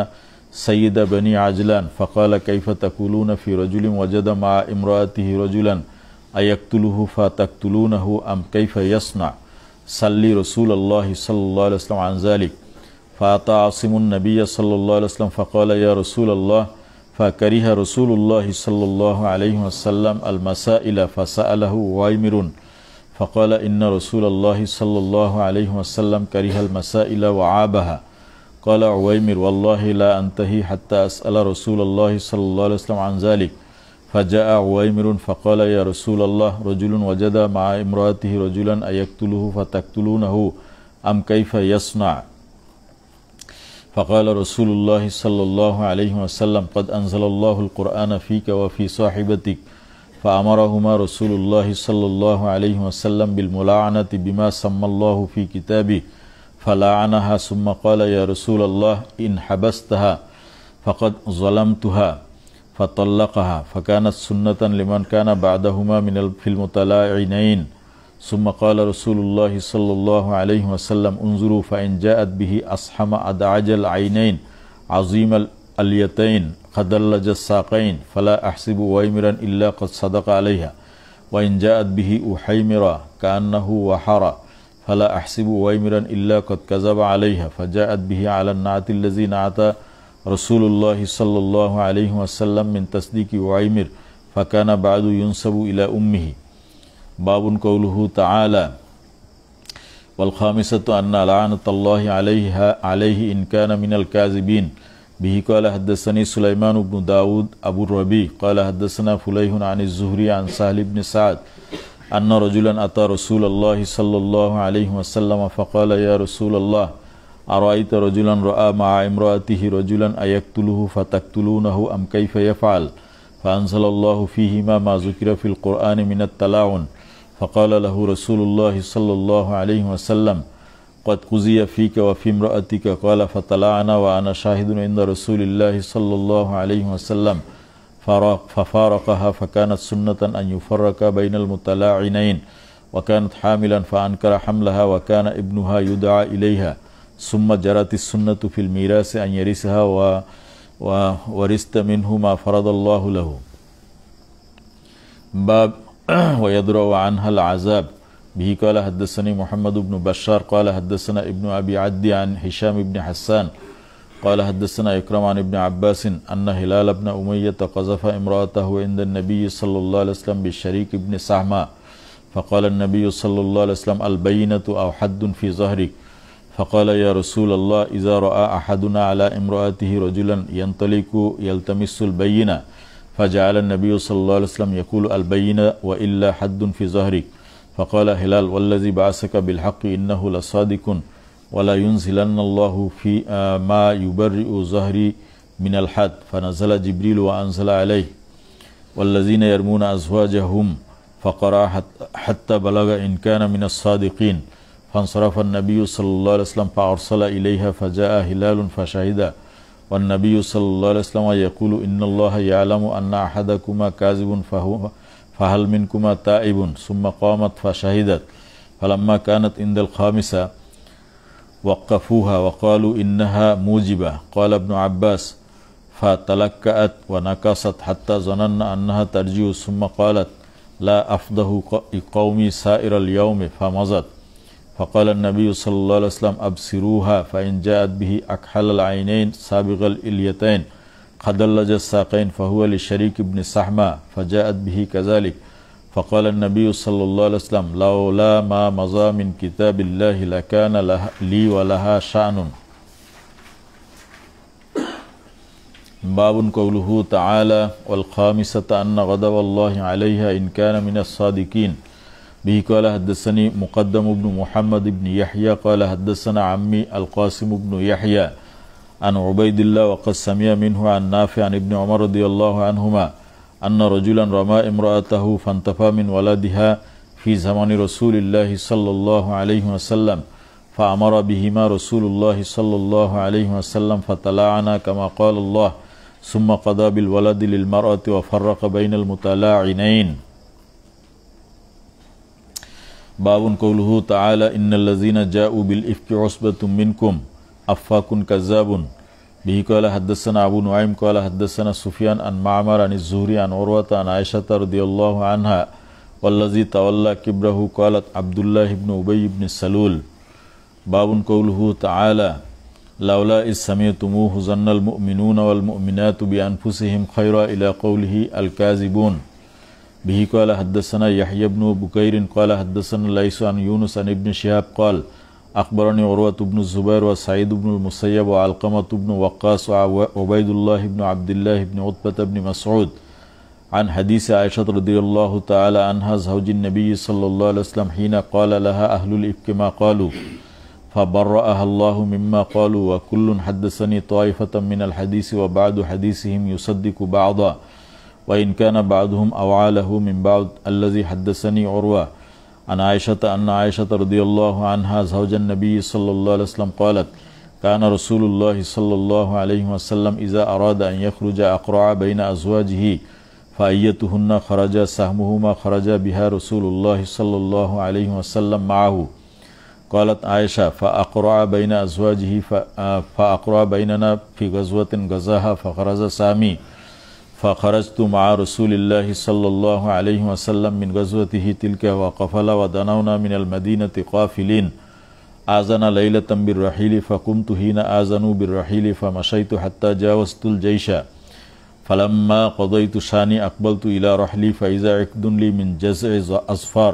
قد انقطع فالتمست عقدي وحبسني ابتغاؤه وأقبل الرهط الذين كانوا يرحلون لي فاحتملوا هودجي فرحلوه على بعير الذي كنت ركبت وهم يحسبون أني فيه وكان النساء إذ ذاك خفافا لم يسقلهن اللحم إنما يأكلن العلكة من الطعام فلم يستنكر القوم خفة الهودج حين رفعوه وكنت جارية حديثة السن فبعثوا الجمل وساروا فوجدت عقدي بعدما استمر الجيش فجئت منازلهم وليس بها داع ولا مجيب فأممت منزلي الذي كنت به وظننت أنهم سيفقدوني فيرجعون إلي فبين أنا جالسة في منزلي غلبتني عيني فنمت وكان صفوان بن المعطل السلمي ثم الزكواني من وراء الجيش فأدلج فأصبح عند منزلي فرأى سواد إنسان نائم فأتاني فعرفني حين رآني وكان يراني قبل الحجاب فاستيقظت باسترجاعه حين عرفني فخمرت وجهي بجلبابي والله ما كلمني كلمة ولا سمعت منه كلمة غير استرجاعه حتى أناخ راحلته فوطئ على يديها فركبتها فانطلق يقود بالراحلة حتى أتينا الجيش بعدما نزلوا مغيرين في نحر الظهيرة فهلك من هلك وكان الذي تولى الإفك عبد الله بن أبي بن سلول فقدمنا المدينة فاشتكيت حين قدمت شهرا والناس يفيدون في قول أصحاب الإفك ولا أشعر بشيء من ذلك وهو يريبني في وجعي أني لا أعرف من رسول الله صلى الله عليه وسلم اللطف الذي كنت أرى منه حين أشتكي إنما يدخل علي رسول الله صلى الله عليه وسلم فيسلم ثم يقول كيف تيكم ثم ينصرف فذاك الذي يريبني ولا أشعر بالشر حتى خرجت بعدما نقهت فخرجت معي أم مستى قبل المناصي هو متبرزنا وكنا لا نخرج إلا ليلا إلى ليل وذلك قبل أن تتخذ الكنوف قريبا من بيوتنا وأمرنا أمر العرب الأول في التبرز قبل الغائط فكنا نتأذى بالكنوف أن نتخذها عند بيوتنا فانطلقت أنا وأم مستى وهي ابنة أبي رحم بن عبد مناف وأمها بنت الصخر بن عامر خالة أبي بكر الصديق وابنها مستة بن أساسة فأقبلت أنا وأم مستى قبل بيتي وقد فرغنا من شاننا فعصرت مستة في مرتها فقالت تعيس مستة فقلت لها بئس ما قلت أتسبين رجلا شهد بدرا قالت أي هنته أولم تسمعي ما قال قالت قلت وما قال قالت فأخبرتني بقول أهل الإفك فازددت مرضا على مرضي قالت فلما رجعت إلى بيتي ودخل علي رسول الله صلى الله عليه وسلم تعني سلم ثم قال كيف تيكم فقلت أتأذن لي أن آتي أبوي قالت وأنا حينئذ أريد أن أستيقن الخبر من قبلهما قالت فأذن لي رسول الله صلى الله عليه وسلم فجئت أبوي فقلت لأمي يا أمتاه ما يتحدث الناس قالت يا بني هوني عليك فوالله لقلما كانت امرأة قد وضيئة عند رجل يحبها ولها ضرائر إلا أكثرنا عليها قالت فقلت سبحان الله أولقد تحدث الناس بهذا قالت فبكيت تلك الليلة حتى أصبحت لا يرقأ لي دمع ولا أكتحل بنوم حتى أصبحت أبكي فدعا رسول الله صلى الله عليه وسلم علي بن أبي طالب وأسامة بن زيد رضي الله عنهما حين استلبس الوحي يستأمرهما في فراق أهله قالت فأما أسامة بن زيد فأشار على رسول الله صلى الله عليه وسلم بالذي يعلم من براءة أهله وبالذي يعلم لهم في نفسه من الود فقال يا رسول الله أهلك وما نعلم إلا خيرا وأما علي بن أبي طالب فقال يا رسول الله لم يضيق الله عليك والنساء سواها كثير وإن تسأل الجارية تصدق قالت فدعا رسول الله صلى الله عليه وسلم بريرة فقال أي بريرة هل رأيت من شيء يريبك قالت بريرة لا والذي بعثك بالحق إن رأيت عليها أمرا أغمسه عليها سوى أنها جارية حديثة السن تنام عن عجين أهلها فتأتي الداجن فتأكله فقام رسول الله صلى الله عليه وسلم فاستعذر يومئذ من عبد الله بن أبي بن سلول قالت فقال رسول الله صلى الله عليه وسلم وهو على المنبر يا معشر المسلمين من يعذرني من رجل قد بلغني أذاه في أهل بيتي فوالله ما علمت على أهلي إلا خيرا ولقد ذكروا رجلا ما علمت عليه إلا خيرا وما كان يدخل على أهلي إلا معي فقام سعد بن معاذ الأنصاري فقال يا رسول الله أنا أعذرك منه إن كان من الأوس ضربنا عنقه وإن كان من إخواننا من الخزرج أمرتنا ففعلنا أمرك قالت فقام سعد بن عبادة وهو سيد الخزرج وكان قبل ذلك رجلا صالحا ولكن احتملته الحمية فقال لسعد كذبت لأمر الله لا تقتله ولا تقدر على قتله فقام أسيد بن حزير وهو ابن عم سعد فقال لسعد بن عبادة كذبت لأمر الله لنقتلنه فإنك منافق تجادل عن المنافقين فتصاور الحيان الأوس والخزرج حتى حموا أن يقتتلوا ورسول الله صلى الله عليه وسلم قائم على المنبر فلم يزل رسول الله صلى الله عليه وسلم يخفضهم حتى سكتوا وسكت قالت فمكثت يوم ذلك لا يرقأ لي دمع ولا أكتحل بنوم قالت فأصبح أبواي عندي وقد بكيت ليلتين ويوما لا أكتحل بنوم ولا يرقأ لي دمع يظنان أن البكاء فالك كبدي قالت فبينما هما جالسان عندي وأنا أبكي فاستأذنت علي امرأة من الأنصار فأذنت لها فجلست تبكي معي قالت فبينا نحن على ذلك دخل علينا رسول الله صلى الله عليه وسلم فسلم ثم جلس قالت ولم يجلس عندي منذ قيل ما قيل قبلها وقد لبس شهرا لا يوحى إليه في شاني قالت فتشهد رسول الله صلى الله عليه وسلم حين جلس ثم قال أما بعد يا عائشة فإنه قد بلغني عنك كذا وكذا فإن كنت بريئة فسيبرئك الله وإن كنت الممت بذنب فاستغفر الله وتوبي إليه فإن العبد إذا اعترف بذنبه ثم تاب إلى الله تاب الله عليه قالت فلما قضى رسول الله صلى الله عليه وسلم مقالته قلص دمعي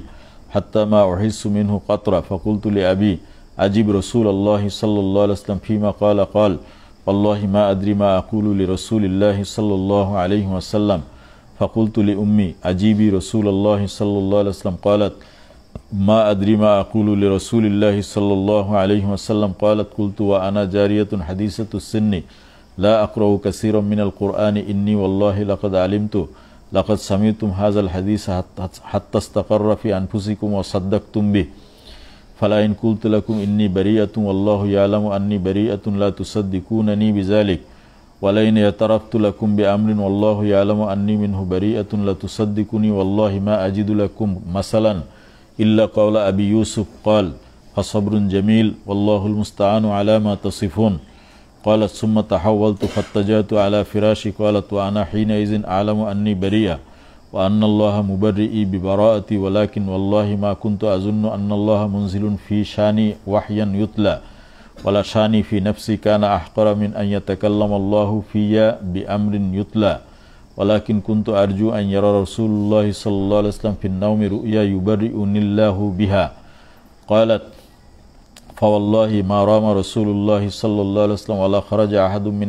أهل البيت حتى أنزل عليه فأخذه ما كان يأخذه من البرحاء حتى إنه ليتحدر منه مثل الجمان من العرق وهو في بيت في يوم شات من ثقل القول الذي ينزل عليه قالت فلما سري عن رسول الله صلى الله عليه وسلم سري عنه وهو يضحك فكان أول كلمة تكلم بها يا عائشة أما الله عز وجل فقد برأك فقالت أمي قومي إليه قالت فقلت والله لا أقوم إليه ولا أحمد إلا الله عز وجل وأنزل الله عز وجل إن الذين جاءوا بالإفك عصبة منكم لا تحسبوه العشر الآيات كلها فلما أنزل الله في براءتي قال أبو بكر الصديق رضي الله عنه وكان ينفق على مستح بن أساسة لقرابته منه وفقره والله لا أنفق على مستح شيئا أبدا بعد الذي قال لعائشة ما قال فأنزل الله ولا يأتل أولو الفضل منكم والسعة أن يؤتوا أولي القربى والمساكين والمهاجرين في سبيل الله وليعفوا وليصفحوا ألا تحبون أن يغفر الله لكم والله غفور رحيم قال أبو بكر بلى والله إني أحب أن يغفر الله لي فرجاء إلى مستح النفقة التي كان ينفق عليه وقال والله لا أنزعها منه أبدا قالت عائشة وكان رسول الله صلى الله عليه وسلم يسأل زينب ابنة جحش عن أمري فقال يا زينب ماذا علمت أو رأيت فقالت يا رسول الله أحمي سمعي وبصري ما علمت إلا خيرا قالت وهي التي كانت تساميني من أزواج رسول الله صلى الله عليه وسلم فعصمها الله بالورع وطفقت أختها حمنة تحارب لها فهلكت في من هلك من أصحاب الإفك ইফকের হাদিস পরে একটু জিরাইতে হয় না বুখারী শরীফের কঠিন হাদিসগুলোর মধ্যে এটা আরেকটা হাদিস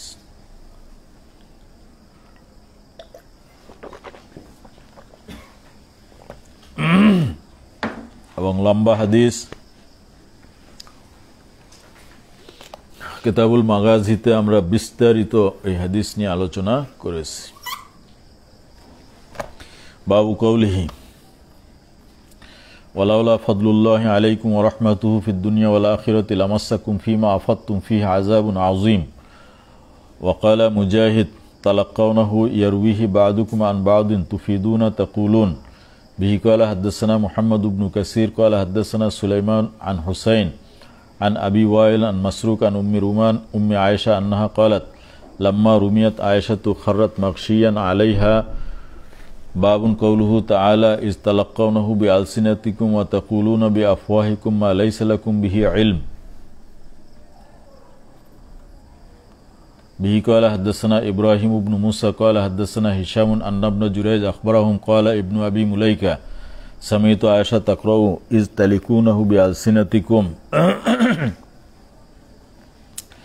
باب قوله تعالى ولولا إذ سمعتموه قلتم ما يكون لنا أن نتكلم بهذا به قال حدثنا محمد بن المثنى قال حدثنا يحيى عن عمر بن سعيد بن أبي حسين قال حدثني ابن أبي مليكة قال استأذن ابن عباس قبل موتها على عائشة وهي مغلوبة قالت أخشى أن يثني علي فقيل ابن عم رسول الله صلى الله عليه وسلم ومن وجوه المسلمين قالت إذنوا له فقال كيف تجدينك قالت بخير إن اتقيت قال فأنت بخير إن شاء الله زوجة رسول الله صلى الله عليه وسلم ولم ينكح بكرا غيرك ونزل عذرك من السماء ودخل ابن الزبير خلافه فقال دخل ابن عباس فأثنى علي ووددت أني كنت نسيا منسيا. به قال حدثنا محمد بن المثنى قال حدثنا عبد الوهاب بن عبد المجيد قال حدثنا ابن عون عن القاسم أن ابن عباس رضي الله عنه استأذن على عائشة نحوه ولم يذكر نسيا منسيا. باب قوله تعالى يعظكم الله أن تعودوا لمثله أبدا. به قال حدثنا محمد بن يوسف قال حدثنا سفيان عن الأعمش عن أبي الضحى عن مسروق عن عائشة رضي الله عنها قالت جاء حسان بن ثابت يستأذن عليها قلت أتأذنين لهذا قالت أوليس قد أصابه عذاب عظيم قال سفيان تعني ذهاب بصره فقال حسان رزان ما تظن بريبة وتصبح غرسا من لحوم الغوافل قالت لكن أنت. باب قوله تعالى ويبين الله لكم الآيات والله عليم حكيم. به قال حدثنا محمد بن بشار قال حدثنا ابن أبي عدي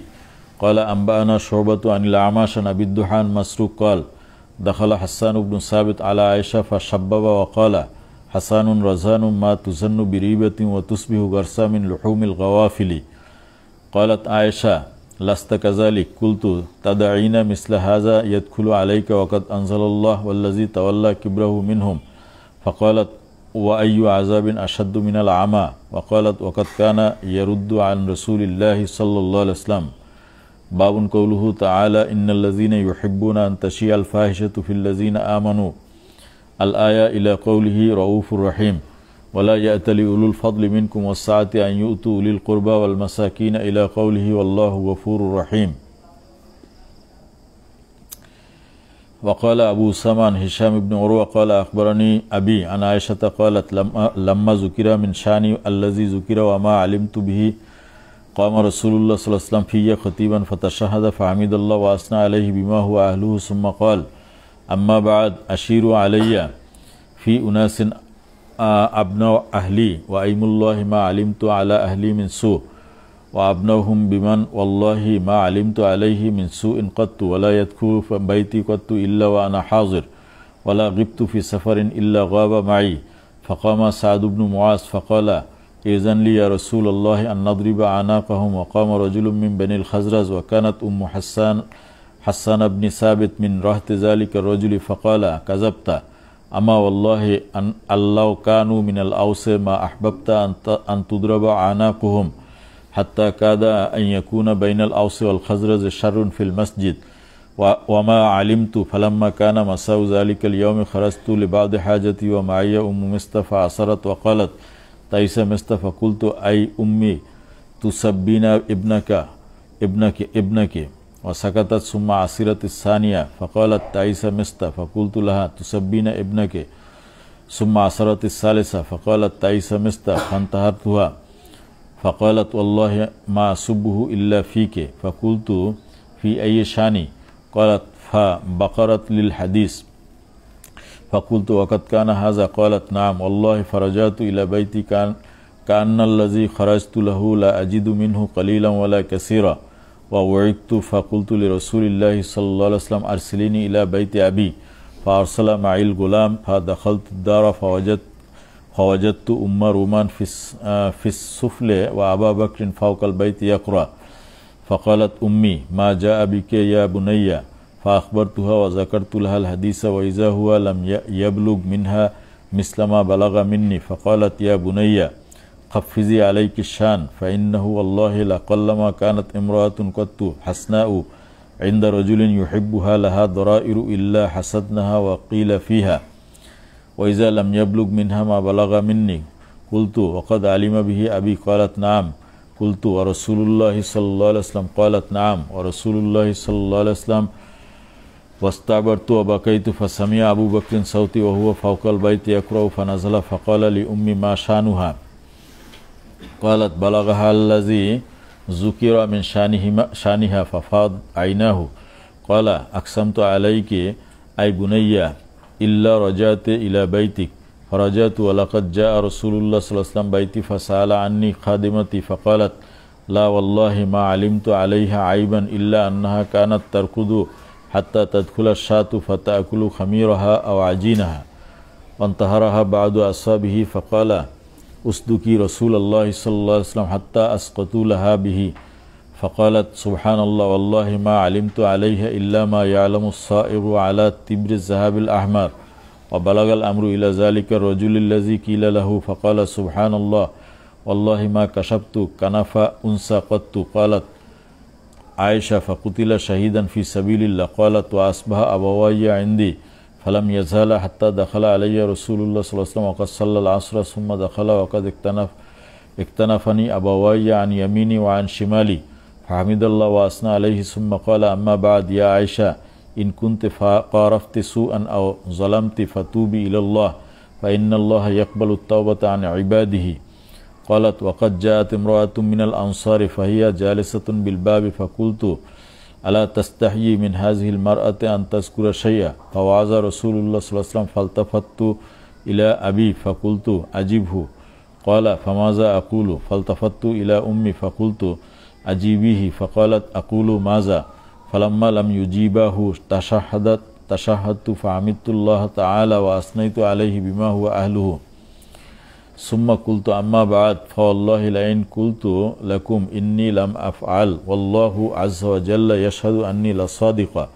ما ذاك بنافعي عندكم لقد تكلمتم به وأشربته قلوبكم. وإن قلت إني فعلت والله يعلم أني لم أفعل لتقولن قد باءت به على نفسها وإني والله ما أجد لي ولكم مثلا والتمست اسم يعقوب فلم أقدر عليه إلا أبا يوسف حين قال فصبر جميل والله المستعان على ما تصفون. وأنزل على رسول الله صلى الله عليه وسلم من ساعته فسكتنا فرفع عنه وإني لا تبين السرور في وجهه وهو يمسح جبينه ويقول أبشري يا عائشة فقد أنزل الله براءتك. قالت وكنت أشد ما كنت غضبا فقال لي أبوي قومي إليه فقلت والله لا أقوم إليه ولا أحمده ولا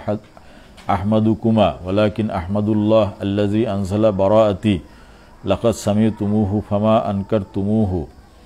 ولا غيرتموه. وكانت عائشة تقول أما زينب ابنة جهش فعصمها الله بدينها فلم تقل إلا خيرا وأما أختها حمنا فهلكت في من هلك. وكان الذي يتكلم فيه مستا وحسان بن ثابت والمنافق عبد الله بن أبي وهو الذي كان يستوشيه ويجمعه وهو الذي تولى كبره منهم هو وحمنا. قالت فحلف أبو بكر ألا ينفع مستها بنافعة أبدا فأنزل الله عز وجل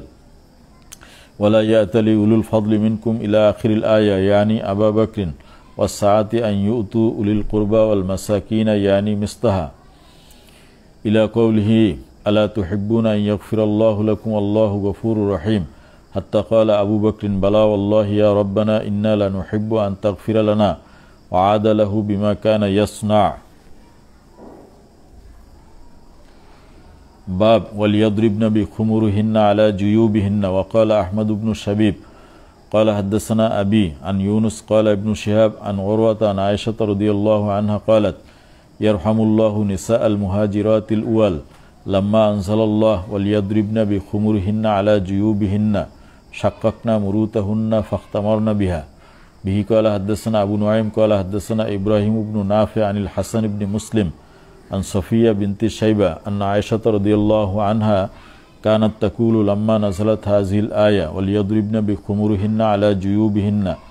أخذنا أزرهن فشققناها من قبل الحواشي فاختمرن بها. سورة الفرقان. وقال ابن عباس هباء منصورا ما تسفي به الريح مد الظل ما بين طلوع الفجر إلى طلوع الشمس ساكنا دائما عليه دليلا طلوع الشمس خلقة من فاته من الليل عمل أدركه بالنهار أو فاته بالنهار أدركه بالليل. وقال الحسن هب لنا من أزواجنا وذرياتنا قرة أعين في طاعة الله وما شيء أقر لعين المؤمن من أن يرى حبيبه في طاعة الله. وقال ابن عباس صبورا ويلا وقال غيره السعير مذكر والتسعير والاضطرام التوقد الشديد تملى عليه تقرأ عليه من أمليت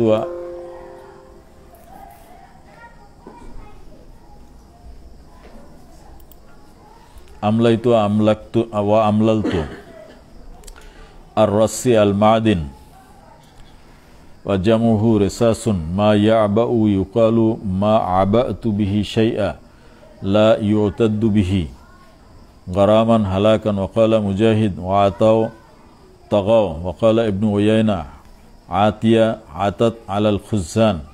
باب قوله تعالى الذين يحشرون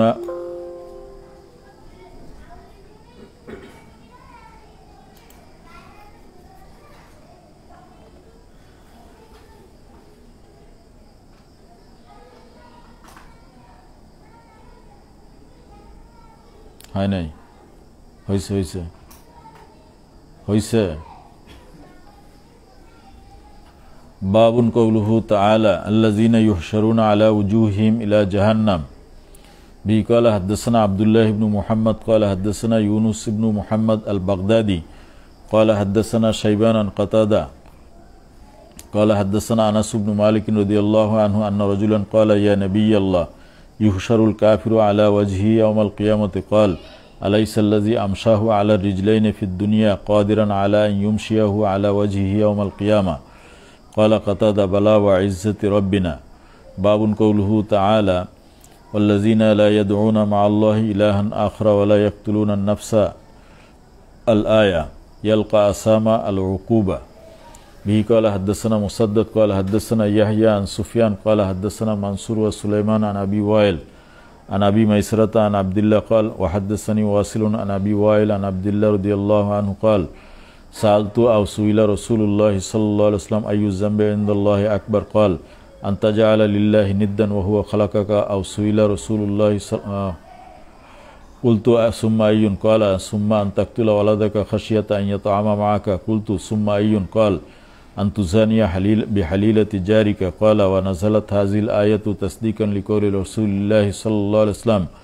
والذين لا يدعون مع الله إلها آخر ولا يقتلون النفس التي حرم الله إلا بالحق ولا يزنون. به قال حدثنا إبراهيم بن موسى قال أخبرنا هشام بن يوسف أن ابن جريج أخبرهم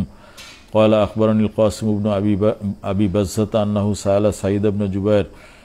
هل لمن قتل مؤمنا متعمدا من توبة فقرأت عليه ولا يقتلون النفس التي حرم الله إلا بالحق فقال سعيد قرأتها على ابن عباس كما قرأتها علي فقال هذه مكية نسختها آية مدنية التي في سورة النساء. به قال حدثني محمد بن بشار قال حدثنا غندر قال حدثنا شعبة عن المغيرة بن النعمان عن سعيد بن جبير قال اختلف أهل الكوفة في قتل المؤمن فدخلت فيه إلى ابن عباس فقال نزلت في آخر ما نزل ولم ينسخها شيء. به قال حدثنا آدم قال حدثنا شعبة قال حدثنا منصور عن سعيد بن جبير قال سألت ابن عباس رضي الله عنهما عن قوله تعالى فجزاؤه جهنم قال لا توبة له وعن قوله جل ذكره لا يدعون مع الله إلها آخر قال كانت هذه في الجاهلية. باب قوله تعالى يضاعف له العذاب يوم القيامة ويخلد فيه مهانا. به قال حدثنا سعيد بن حفص قال حدثنا شيبان عن منصور عن سعيد بن جبير قال ابن عبزة سئل ابن عباس عن قوله تعالى ومن يقتل مؤمنا متعمدا فجزاؤه جهنم قوله ولا يقتلون النفس التي حرم الله إلا بالحق حتى بلغ إلا من تاب وآمن. فسألته فقال لما نزلت قال أهل مكة فقد عدلنا بالله وقتلنا النفس التي حرم الله إلا بالحق وآتينا الفواحش فأنزل الله إلا من تاب وآمن وعمل صالحا إلى قوله غفورا رحيما. باب إلا من تاب وآمن وعمل عملا صالحا فأولئك يبدل الله سيئاتهم حسنات وكان الله غفورا رحيما.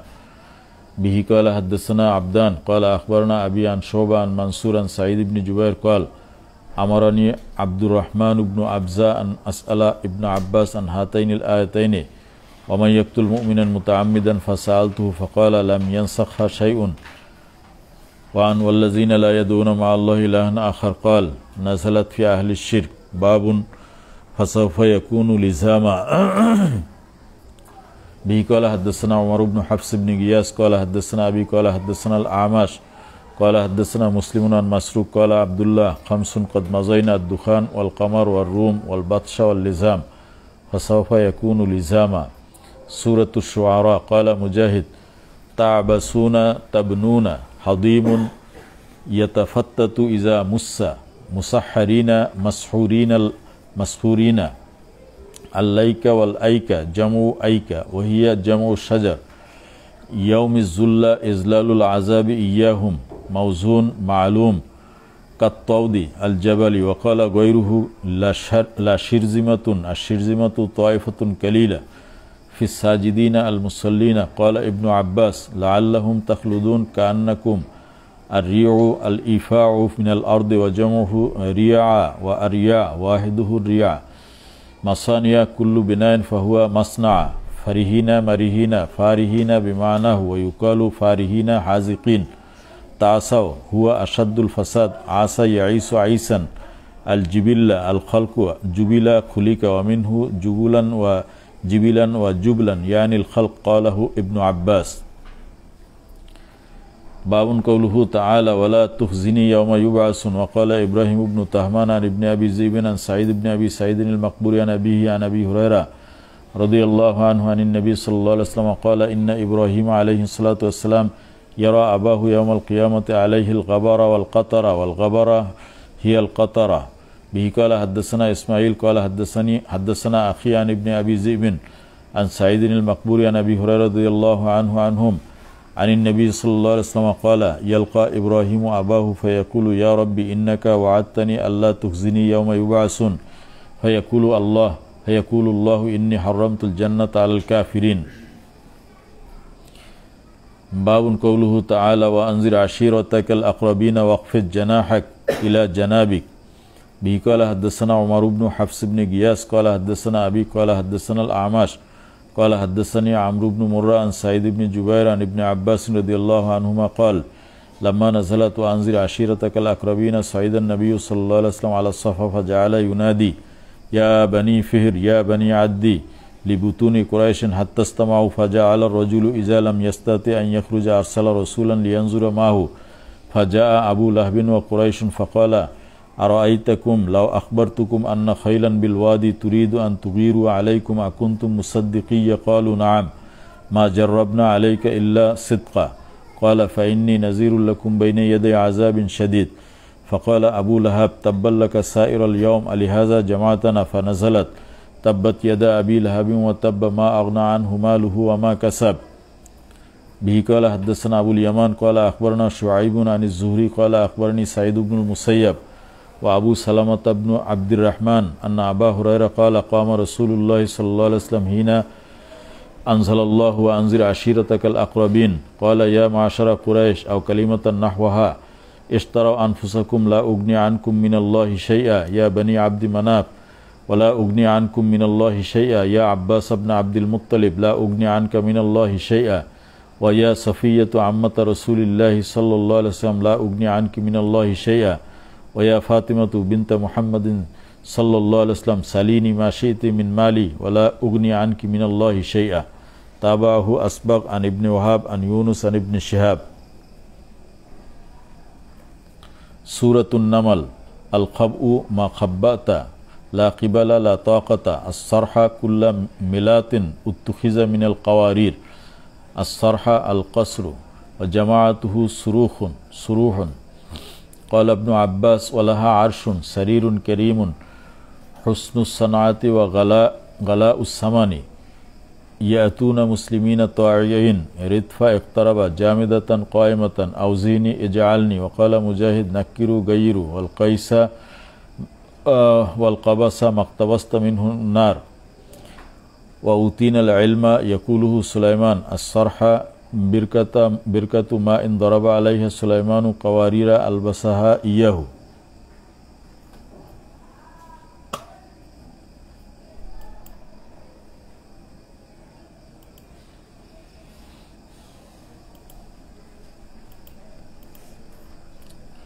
سورة القصص كل شيء هالك إلا وجهه إلا ملكه ويقال إلا ما أريد به وجه الله. وقال مجاهد فعميت عليهم الأنباء والحجاج. باب قوله تعالى إنك لا تهدي من أحببت ولكن الله يهدي من يشاء. به قال حدثنا أبو اليمان قال أخبرنا شعيب عن الزهري قال أخبرني سعيد بن المسيب عن أبيه قال لما حضرت أبا طالب الوفاة جاءه رسول الله صلى الله عليه وسلم فوجد عنده أبا جهل وعبد الله بن أبي أمية بن المغيرة فقال أي عم قل لا إله إلا الله كلمة أحاج لك بها عند الله. فقال أبو جهل وعبد الله بن أبي أمية أترغب عن ملة عبد المطلب. فلم يزل رسول الله صلى الله عليه وسلم يعرضها عليه ويعيدانه بتلك المقالة التي مقالة حتى قال أبو طالب آخر ما كلمهم على ملة عبد المطلب وأبى أن يقول لا إله إلا الله. قال فقال رسول الله صلى الله عليه وسلم والله لا أستغفرن لك ما لم أنه عنك. فأنزل الله وما كان للنبي والذين آمنوا أن يستغفروا للمشركين. وأنزل الله في أبي طالب فقال لرسول الله صلى الله عليه وسلم إنك لا تهدي من أحببت ولكن الله من يشاء يهدي من يشاء. قال ابن عباس أولي القوة لا يرفعها العصبة من الرجال لا تنوء لا تسكل فارغا إلا من ذكر موسى الفرهين المرهين قصيه اتبعي أثره. وقد يكون أن يقص الكلام نحن نقص عليك عن جنوب عن بعد وعن جنابة واحد عن اجتناب وعن اجتناب أيضا نبتش ونبتش يأتمرون يتشاورون العدوان والعداء والتعدي واحد. أنا سأبصر الجزوة قطعة غليظة من الخشب ليس فيها لهب والشهاب فيه لهب والحيات أجناس الجان والأفاعي والأساويد